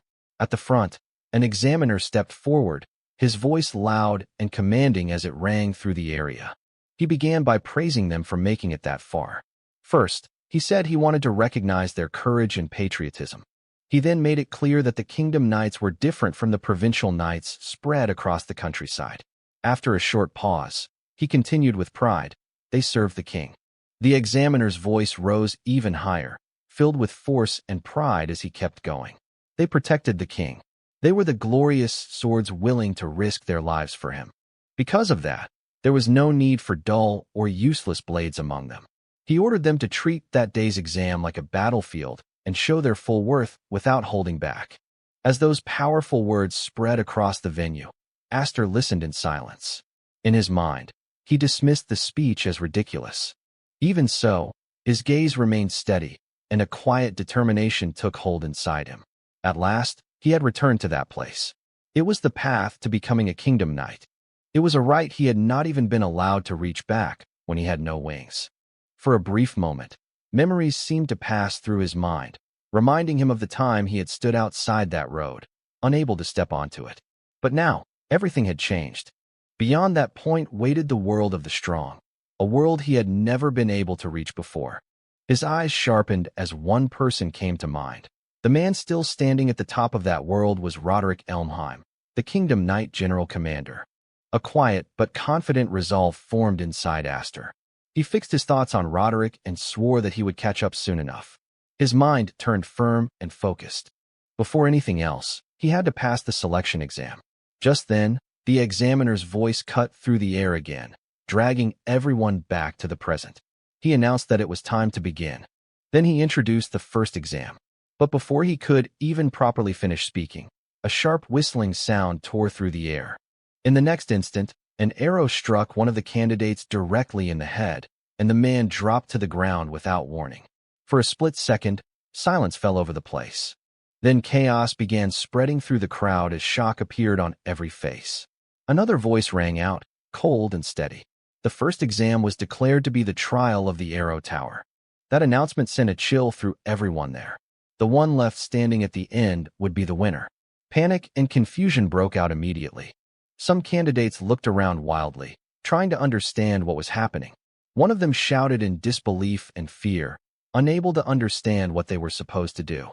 Another candidate suddenly yelled at the top of his lungs, panic obvious in his voice. He warned them to run because staying there meant death. He then shouted for everyone to group together, watch each other's backs, and block the arrows. His words pulled many of them out of their shock, and several quickly began moving together. They raised their weapons and desperately tried to defend themselves. Under the endless rain of arrows, chaos spread across the field as people struggled to stay alive, forming small groups and trying to protect one another from the deadly attack falling from above. High above them, the examiner stood calmly, watching everything with a cold and measured gaze. There was no urgency on his face, only quiet observation. Just as expected, he remarked, the veterans from previous exams knew what they were doing. He paused briefly, his eyes passing over the struggling candidates before continuing. Even so, the survival rate with those methods is only around 30%. Such shallow countermeasures will quickly reach their limit. As if to prove his point, another candidate was struck by an arrow and fell to the ground, adding even more fear and tension to those still standing. The examiner's tone remained steady and almost detached. What he wanted to see was something else entirely. At that moment, the focus shifted slightly as a white-haired figure came into view. Unlike the others, he moved with ease and precision, knocking away the incoming arrows as if they were no real danger to him. His movements were sharp, controlled, and nearly flawless, drawing attention even in the middle of the chaos. Watching that, the examiner's eyes narrowed with interest as he finished his thought. What matters is the overwhelming ability to solve problems, the kind that only those with a wing emblem can achieve.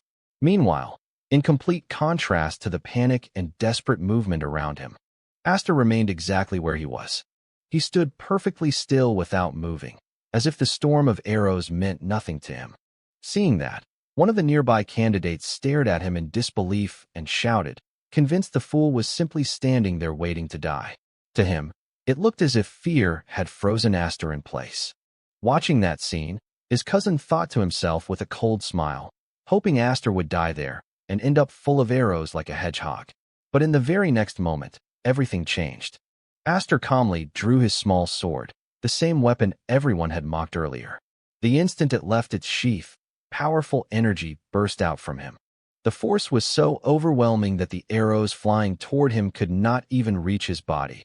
They were destroyed outright, erased by his presence alone. Everyone around him was left completely stunned, unable to believe what they had just seen. One person could only stare in disbelief, realizing that he had deflected every single arrow. Astor remained standing there calmly, a faint smile on his face, ready to take them all. The examiner looked over the aftermath and gave a calm notice. It seemed more had survived than expected, but that changed nothing. He declared the participants successful and told them to look around at the bodies scattered around them. Those who were still on their feet were the ones who had passed the first test. He then moved them forward at once, saying there was no time to waste. He ordered everyone to follow him, as he would lead them to the place of the next test. Everyone paid close attention to his words while the full weight of the massacre slowly settled over them. At the same time, Vigor, after seeing everything with his own eyes, reacted with both fear and amazement. He viewed the instructor as someone truly terrifying. The group had been attacked by an endless storm of arrows without pause. Astor only gave a light smile and answered in an easy manner. He treated the situation as if nothing was wrong. He asked whether the major was already worn out. The man looked back at him, puzzled and still a little shaken, and questioned how Astor showed no sign of being tired at all. Everything happening below had been closely watched by the examiner from above. As he observed Astor, surprise filled his thoughts. Astor had released a huge amount of magic, yet showed no trace of exhaustion. Then his thoughts turned firm and heavy with command. He called Astor Elmheim by name. He recognized him as the bearer of the 7 wings. In his mind, he urged him to prove his bravery in the next test. Not far away, Gurion was also keeping a close eye on Aster as he stared at him. At that moment, a memory rose in his mind, carrying the voice of someone who had once spoken to him with firm purpose. That person had made it clear that Gurion understood what needed to be done. He had been told to stop Aster from ever becoming a knight of the realm, no matter the cost, for the sake of Elmheim's future. As those words returned to him, Gurion's face grew darker, and anger began to build inside him. Soon after, the scene moved outside, where everyone had gathered for the next stage. An inspector stepped forward and made an announcement. In the next test, all participants would use the same sword so the trial would remain equal. Before it began, everyone had to hand over their personal swords. After hearing that, one of the participants complained in irritation that it was troublesome. Aster, who had been quietly listening, turned slightly and asked whether things had been different before. Vigor replied by explaining that the swords used by middle-class knights were not all that different from one another. Still, Aster's sword was clearly not ordinary. That alone was enough to draw attention, and nearby knights who heard the exchange also reacted. Aster lowered his eyes to his own sword and gave a simple response, showing that he understood. At that moment, Gurion walked toward them and spoke with a smug attitude, acting as though such a thing was only natural for his cousin. It appeared he had already brought his followers under control. Aster gave him no reaction at all and completely ignored that he was even there. At the same time, Vigor, visibly annoyed, pushed back at once.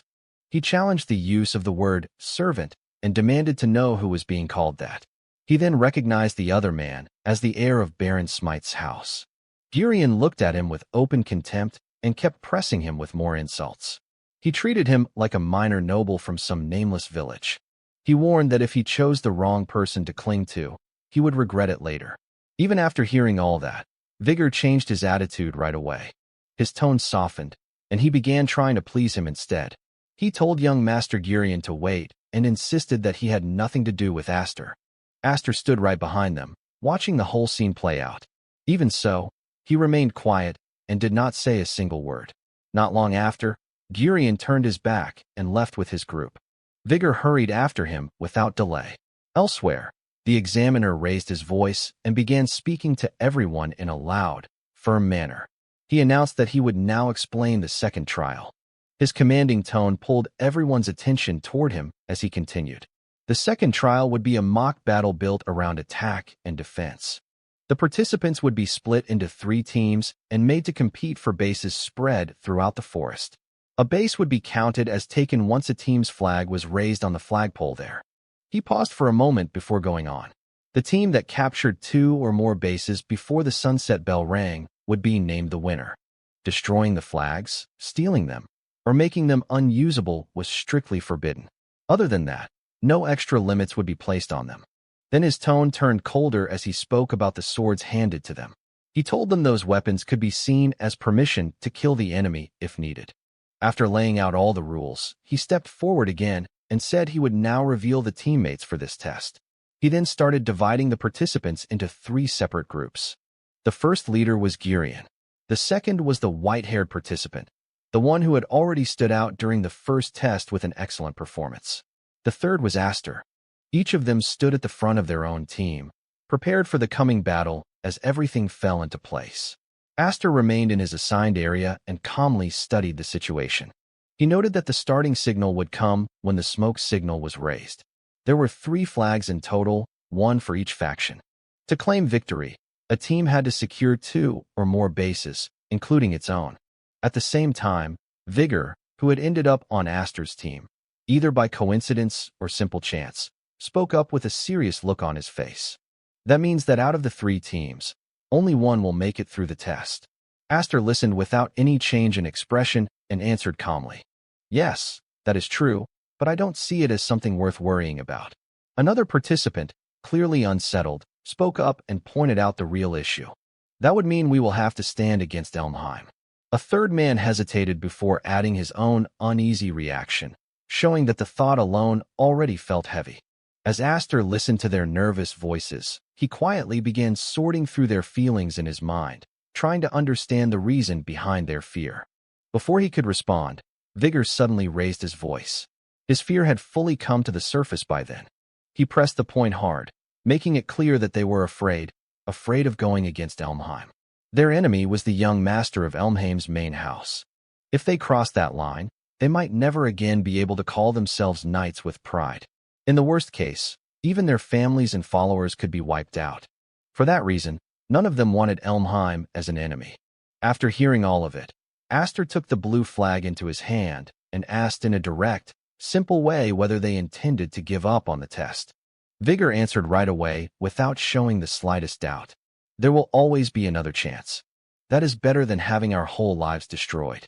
He made it clear that Aster would never be able to understand what people like them felt. He spoke of the fear carried by the weak. As those words settled in, Aster suddenly broke into a run while his thoughts moved quickly.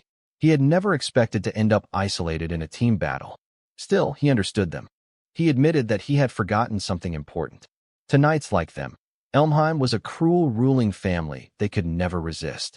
Gurion stood as the symbol of that rule of fear.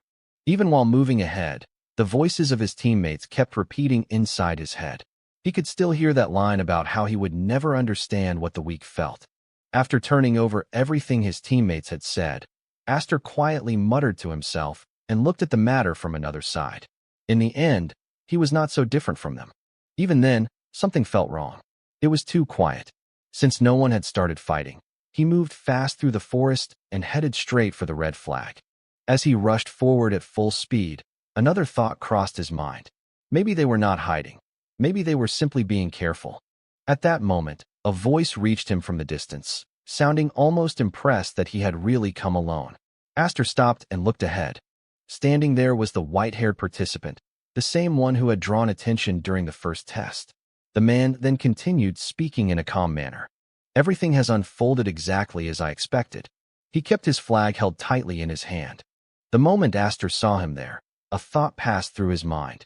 So that was why he had remained beneath the flag of his own base. The white-haired man looked straight at Aster and spoke in a casual way. He had simply grown bored from having nothing to do. Then, without the slightest pause, he suddenly threw his yellow flag into the air and openly challenged Aster to fight him. Aster was caught fully off guard, and confusion ran through his mind at once. He could not understand what this was supposed to mean. At the same time, the man tightened his hold on his sword, and the air around them changed at once, becoming sharp and tense as battle approached. The scene then shifted somewhere else. On another side, Gurion moved forward with his full team, advancing with confidence and firm purpose. With a cold sense of resolve, he made it clear that he would show his cousin how the Elmheim family fought. After that, the story returned to the second test of the Knights of the Realm selection exam, which was built as a battle of attack and defense. By then, the fight had already started. The 20 participants had been split into 3 groups, and the rule had been clearly stated. The team that occupied 2 or more bases by the end of the exam would be named the winner. In simple terms, the way to pass the exam was to raise a team flag at an enemy base in the middle of battle. Aster stepped forward and directly raised a question. The opponent should have belonged to the yellow team. So why was he lifting the red flag at that moment? The man answered in a calm manner and gave a simple reason. An alliance has been made between Elmheim and me. As he said that, he began releasing the force of his sword, and the atmosphere instantly grew heavy and intense. At that point, a hidden observer appeared and revealed who this man really was. He was the eldest son of the Nolan family, a house widely known as the founders of court fencing. His name was Christopher Nolan. He carried the 5-winged emblem during the first test. Because of the 7-winged participant, he had been pushed into the background and had not drawn much notice. But during the Arrow Tower test, only 2 people had managed to pass without changing their expressions at all. Those 2 were the 7-winged Aster and the 5-winged Nolan.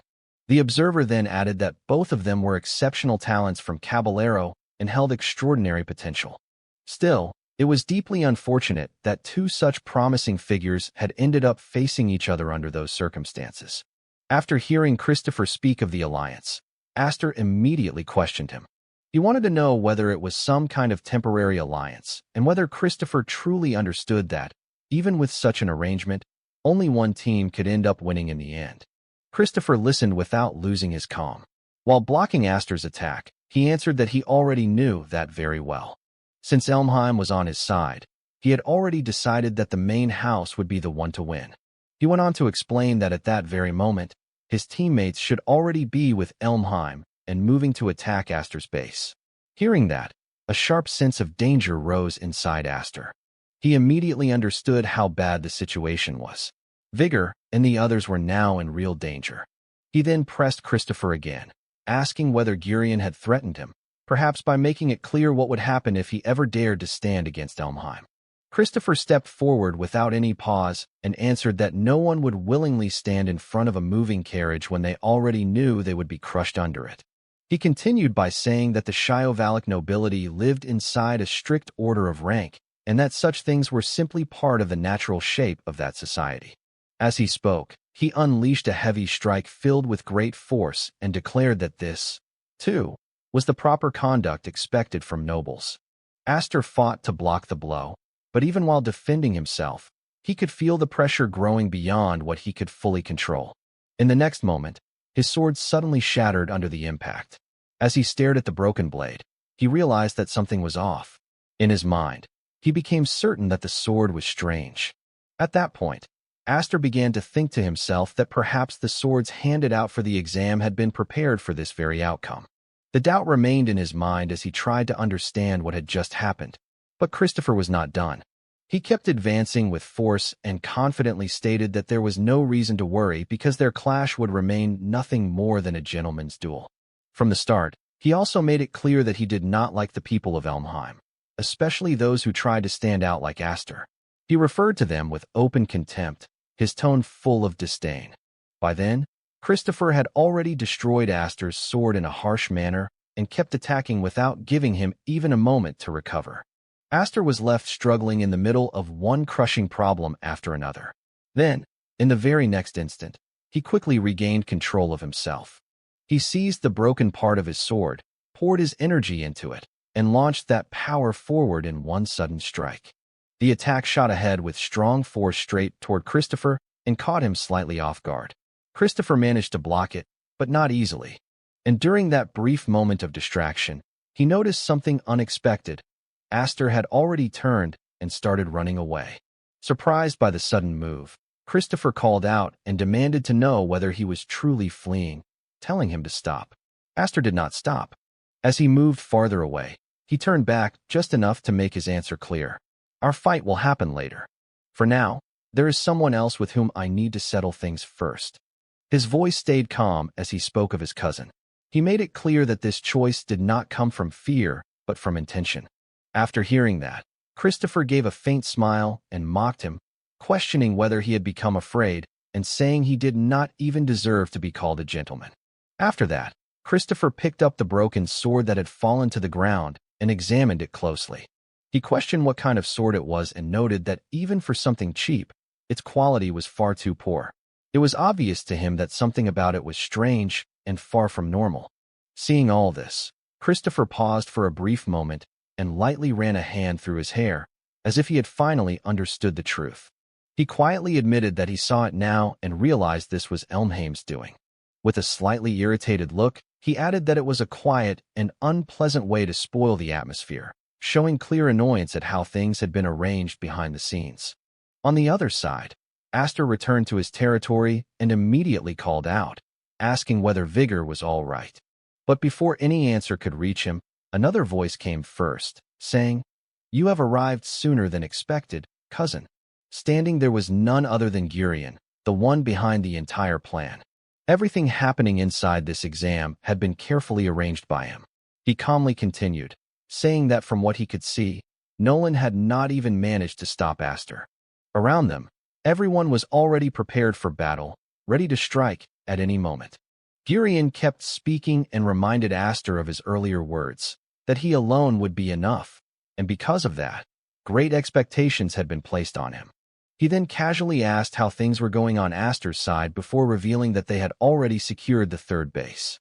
As Aster looked around, he could clearly see the red flag raised above the base, marking it as Gurion's team's territory. Gurion then declared that this was only the beginning and that full conquest would come next. Hearing all of that filled Aster with anger and frustration. He fired harsh words at Gurion and demanded to know what had happened to his classmates. Gurion's expression darkened slightly after hearing Aster's tone, and he began to answer. But then something unexpected happened. From behind him, someone appeared and pointed a sword directly at him. That person was Vigor, who spoke up nervously and told Aster not to misunderstand the situation. At that point, it became clear that betrayal had happened even inside Aster's own team. Vigor continued, explaining that from the very beginning, he had already told Gurion that he would not go along with his plans. That made it clear that not everyone had willingly taken part in the scheme, even though the damage had already been done. Even so, Vigor still seemed confused as he spoke. He said that those who stood against Elmheim were cowards, but his voice carried no confidence, as if he himself was struggling to truly accept those words. Gurion then stepped forward and continued with cold confidence. He said they had not shown even the slightest sign of resistance, acting as though they were nothing more than field monkeys. To him, it seemed they at least had enough sense to understand which side of Elmheim they were supposed to support. Hearing all of that, Aster's anger flared. He confronted him directly and questioned whether he truly believed he could win just by gathering more people. Gurion only smiled in response and calmly told him he was mistaken. According to him, the battle had already been decided. He then laid out the real victory condition of the attack and defense trial. The team that held 2 or more bases by the end of the exam would be the one to win. Even if Aster fell into despair at that moment and began raising flags at every base, he still would not have enough people to protect them all. As Aster looked around, he saw that the blue flag had already been destroyed, making the situation even worse. Gurion kept going and revealed the rest of his plan. They only needed to wait for Aster to move toward another base and raise the red flag again. After that, all they had to do was keep control of 2 or more bases. His smile widened as he explained how simple and effective that plan was. But Aster did not retreat. He answered with firm resolve and made it clear that if that was their plan, then he would make sure they could not carry it out. That answer set the stage for the fierce clash that was about to begin. After that, Aster's determination became even clearer as he declared that he would keep going until every one of them was torn apart. Those words sent fear through the people around him, and many began to tremble. Gurion, however, only smiled after hearing him and mocked the statement as empty nonsense. He pointed at Aster's sword and said it was not even useful. He added that even with 7 wings, Aster was nothing without a moon sword and was therefore useless. At the same time, Gurion continued exposing his plans one after another, showing that every part of this situation had been carefully prepared by him.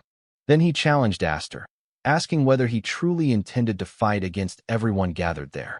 After hearing that, Aster calmly answered that the situation was indeed troublesome and admitted that Gurion had impressed him. He drew his sword, but once again the broken blade could be seen, and even one of the onlookers felt uneasy at the sight. Aster then stated that Gurion had thought everything through far more than he had expected. Then, without warning, he let his sword fall to the ground. The moment Gurion saw that, he immediately declared that they had already won. But at the exact instant Aster's sword hit the ground, he prepared himself once more. Looking at him then, the determination burning in his eyes was impossible to miss. It made one thing clear. He had not given up at all. Aster lets his sword fall, the sharp clang resounding across the field as he advances with steady assurance. His gaze meets Girion's, and he plainly says that showing himself was a mistake. Gurion misunderstands him. At that instant, Aster feels certain he has already won. To him, Aster discarding his weapon appears arrogant, like a careless action from someone who doesn't grasp the situation. He anticipates resistance, but nothing else. The silence breaks. Aster ducks low, evading the attack with precise timing. In the same move, he pivots and delivers a powerful kick to Vigor's midsection, instantly disrupting his stance. Vigor's grip gives way. The sword flies from his hand, and his body is flung backward, crashing into the ground. Aster continues without stopping. He catches the falling sword midair and turns smoothly. The blade swings outward, forcing nearby students to step back as a thick red aura erupts around him, heavy and oppressive. Gurion watches. His confidence begins to waver. Aster raises his sword and points it directly at Jirian, calmly saying that Jirian crossed a line he should never have crossed. From the start, everything was already decided. Now Jirian feels it. Pressure builds. Aster moves again. The red aura around him intensifies, spreading outward before contracting sharply beneath his feet. Energy concentrates into a single point and explodes. He soars upward, breaking through the walls as the ground cracks below him. Jirian panics and turns to flee. His mind rejects what he has just witnessed. A human without wings cannot move like that. But Aster is already above him. His eyes glow as he drops instantly. Jirian raises his sword in desperation, but when their blades meet, his shatters. The blow tears through his defense, sending a shockwave through his body. Aster doesn't pause. He grabs Jirian by the hair and drags him across the ground toward the wall, forcing him to look up at it. The same wall that once gave him confidence. Jirian struggles, panic overwhelming him as he tries to stop Aster. Aster doesn't slow down. Red mana surges into the sword, coiling violently around the blade. With cold clarity, he reveals the truth. Jirian was never standing above anyone. He was always this low. The strike lands. A violent burst erupts.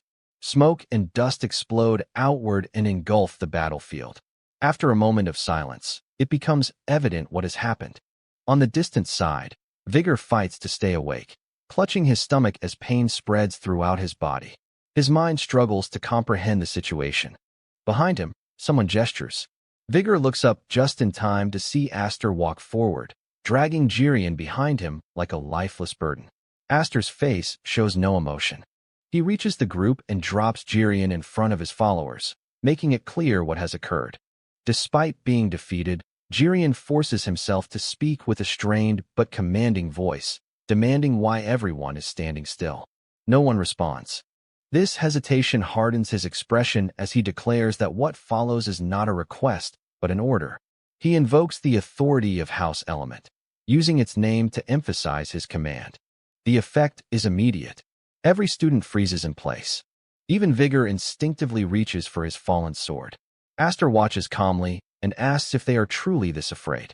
Vigor admits it without hesitation. His voice rises as he speaks about their family being a minor noble house that could be erased at any moment. If House Element acts, they will face no resistance. For them, survival means obeying, even if it looks humiliating. Frustration builds as he accuses Aster of never understanding what it feels like to have nothing. Aster listens and then smiles, a reaction that throws Vigor off guard. Aster recalls his sister once saying the same thing, but doesn't deny it. He admits that his position is unique, which is why there are things only he can do. He raises his sword and points it at Vigor, declaring that their enemy is House Element. If they cannot fight, then he will. He states without hesitation that the arrogant House Element will be crushed. His words have a powerful impact. Everyone freezes in place. Vigor stares at him, shaken, questioning whether Aster truly understands what this means. Aster cuts him off, stating there is no hesitation. This is a declaration of war. Silence falls again as Aster continues, saying loyalty to House Element leads only to betrayal and misery. If they hate that future, then they must fight.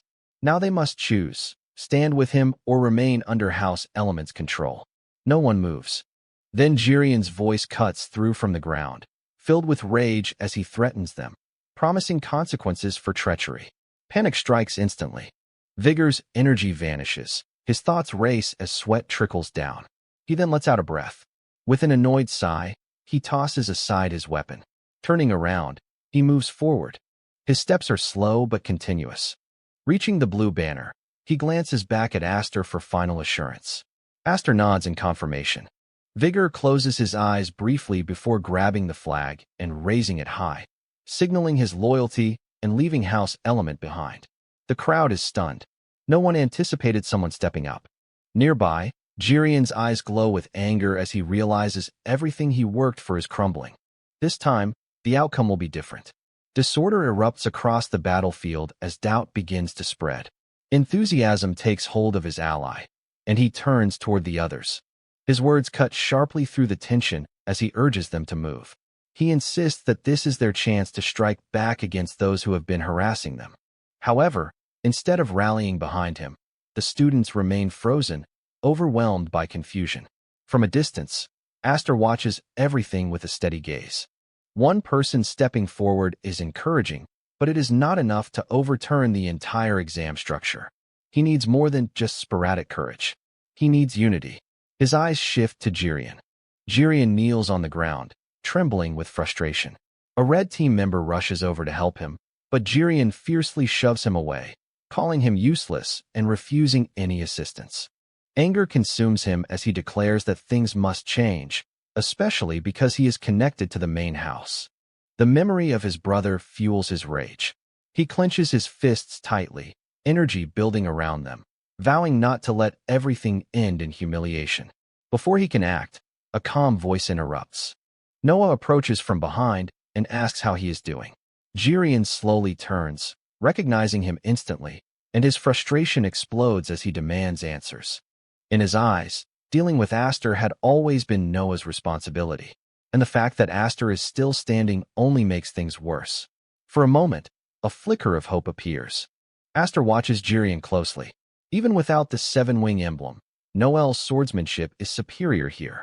In terms of pure skill, he might be the strongest person present. Desperate to regain control, Jirian orders Noel to cut down Aster immediately. But in the very next instant, everything falls apart. A red flag suddenly slams across Jirian's face mid-command, stunning everyone. Noel stands calmly, having thrown the flag himself, and casually says that he only came to return it. His annoyed expression makes it clear he has no intention of following Jirian's orders. Tension spikes instantly. Jirian freezes, unable to process what has just happened.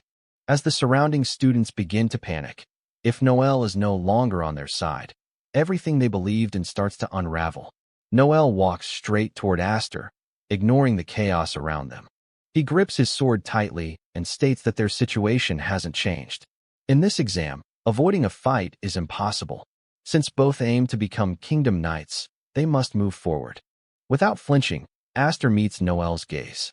Noel draws his blade, and golden energy flashes along its edge as he prepares for the confrontation. The air grows tight as his aura intensifies. He lunges forward with surprising speed, determined to prove which power is stronger. Aster reacts swiftly. A cold red energy wraps around his sword as he draws it with perfect control. Instead of clashing directly, he precisely redirects Noel's strike. Noel's blade is forced downward, embedding itself into the ground. The difference in their control is obvious and stark. Noel's eyes widen. This is not the same opponent as before. He steps back, creating distance. Noel reminds Aster that only one team can pass this exam. If both want to become Kingdom Knights, then there must be a clear path forward. But Aster calmly states his intention. He wants Noel to also become a Kingdom Knight. The words hit hard, leaving Noel stunned and unable to comprehend what has just happened. Around them, other students fall silent in shock. Without hesitation, Aster continues. After pushing everyone to fight and reach their limits, it wouldn't make sense now to force someone to give up their dream just because they are on different teams. Instead, he reveals something unexpected, a plan where everyone can pass the exam together. Shock spreads among them. Vigor rejects this idea, insisting that such a plan is impossible. Others share his disbelief, but Aster remains calm. He admits there are no guarantees, but his confidence does not waver. However, he makes it clear that their cooperation is essential for success. With that, he lowers his sword and walks toward Jirian. Stopping in front of him, Aster extends his hand, offering an alliance. Time passes as the battlefield transforms. By evening, 3 flags are tied together, rising side by side in the wind. The sight alone shakes the foundation of the exam. When the instructor arrives, he notices it, and his face hardens immediately. He asks for an explanation, clearly upset by what he sees. Without hesitation, Aster steps forward. He coolly states that winning only required occupying 2 or more bases. Nowhere in the rules did it say that only one team could raise a flag at each base. Using this loophole, 3 teams formed an alliance and secured all positions together. His explanation angers the instructor even more.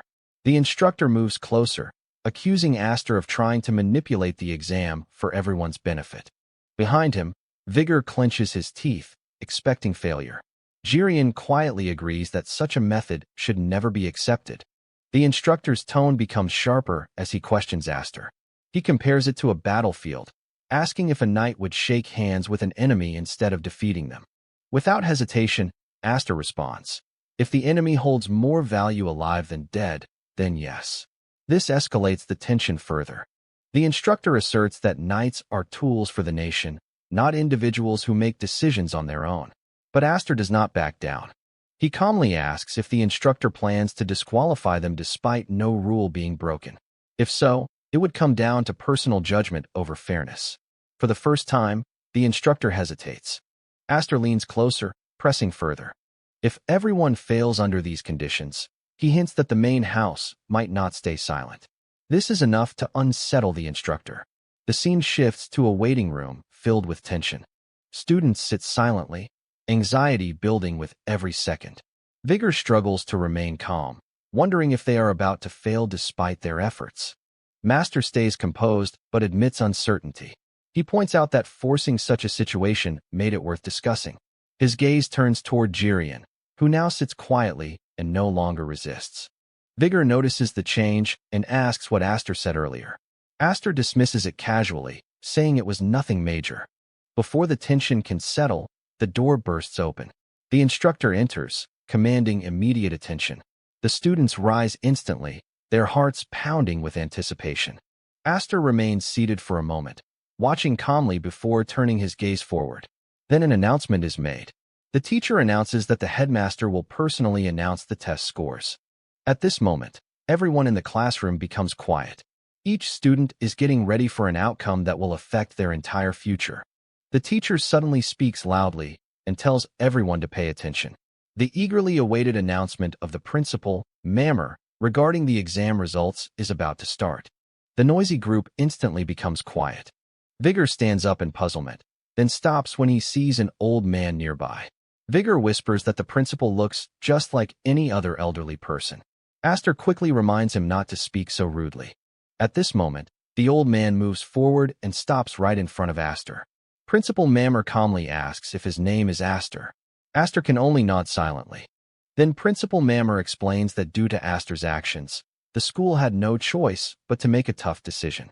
They were not prepared to accept so many credits at once, and there was much debate among the directors.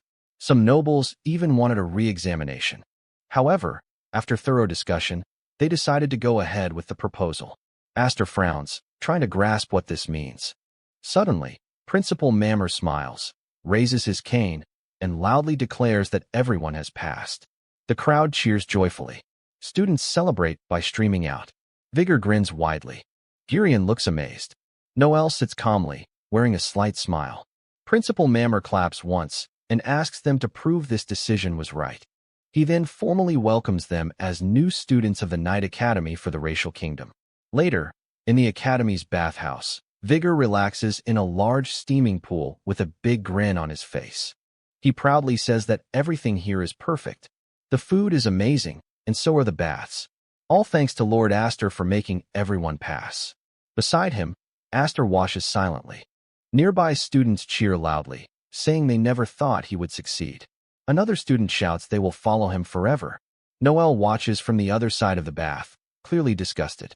He mutters that they are ungrateful opportunists who, just moments ago, were following Jirian. Aster casually says Noel still owes him something. Vigor immediately teases Noel about his loss to Aster. Noel adjusts his hair and coolly responds that he did not lose. Rather, they accepted a draw. Aster also adjusts his hair and quietly considers that even as members of House Elman, they still find themselves in such a predicament. The others chuckle, but Aster's gaze hardens. He understands how moments like these gradually accumulate into a force strong enough to undermine the Elman family from within. With a slight smile, he acknowledges this is where the rebellion truly starts. Then, he remembers that his two elder sisters have already graduated and one sister still attends the academy. He thinks Alphen, who enrolled a year earlier, should be well acquainted with the school and could serve as a powerful ally. Rising from the bath, Aster decides that training at the Knight Academy commences tomorrow. As he heads toward the exit, He contemplates securing a stable position within the academy first. However, after just a few steps, he suddenly halts. Turning around, he finds all the students in the bathhouse have gathered, staring directly at his back. Feeling embarrassed and flustered, Aster asks what they are doing. Vigor and others cheerfully explain that seeing a real seven-wing talent is a rare stroke of luck. If they pray to him, perhaps divine fortune will bless them, too. They fold their hands and immediately begin worshipping him. Aster can only glare irritably, saying such nonsense would never work. Noel watches the chaos and sighs deeply, already concerned about the academy's future. Far away, in House Elman's castle, a noblewoman stands before a mirror with cold elegance. Behind her, Girion kneels on the floor with his head lowered. She tells him she is deeply disappointed because, instead of bringing down the seven-winged prodigy, he returned completely defeated. Then, slowly turning around, her eyes glow with dangerous fury. She adds that she even heard the enemy openly declare they would destroy House Elman. Yet Girion stood there and watched. This terrifying woman is Eileen Elman. Still kneeling, Girion presses his forehead to the ground. Eileen demands to know if he truly endured such humiliation without resistance. Suddenly lifting his head, Girion desperately apologizes, swearing he will make up for this mistake and meet her expectations next time. Before he can finish, a harsh kick crashes into him. A pink-haired woman stands over him with contempt in her eyes. She says, "There won't be another chance for such useless scum like him. Someone so worthless should just turn into beast food." This cruel attacker is Lillian Selmheim. She mocks Girion, comparing him to a weak failure. Then she repeatedly stomps on Girion, who lies curled up on the floor, begging her to spare him. Instead, she delivers another kick to his stomach and continues beating him mercilessly. As pain floods his body, Girion's hatred focuses solely on Aster. He recalls how Aster approached him, offering cooperation. Aster warned that returning empty-handed would be fatal. If he did, the main family would learn he had been tricked by a branch house and failed an exam, leading to certain death. Then Aster shared that he had seen Darius's final moments, a horrifying death no one should endure. He warned Girion that the same fate awaited him unless he stayed silent and overlooked what was about to happen. Aster promised Girion would be saved if he obeyed. In the present, Eileen finally orders Lillian to stop. Lillian steps back in annoyance as Eileen coldly notes her little brother is already crying enough. On a nearby couch, Julius Elmheim lounges comfortably, laughing at the scene. Beside him, a masked girl trembles, with her face held like property in his hand. With a malicious smile, Julius says family members should learn to get along and turns toward the trembling girl, softly asking if that is right. Alphen remains silent, trembling harder. Eileen looks over all her children and declares that the absolute dominance of the Elmheim house, once used to suppress knights, is beginning to shake due to the rise of the Seven Wings. Therefore, they must remind everyone of a truth. Lillian smiles wickedly. Julius smiles too. And Eileen coldly concludes by saying, "They will show the world what true violence looks like."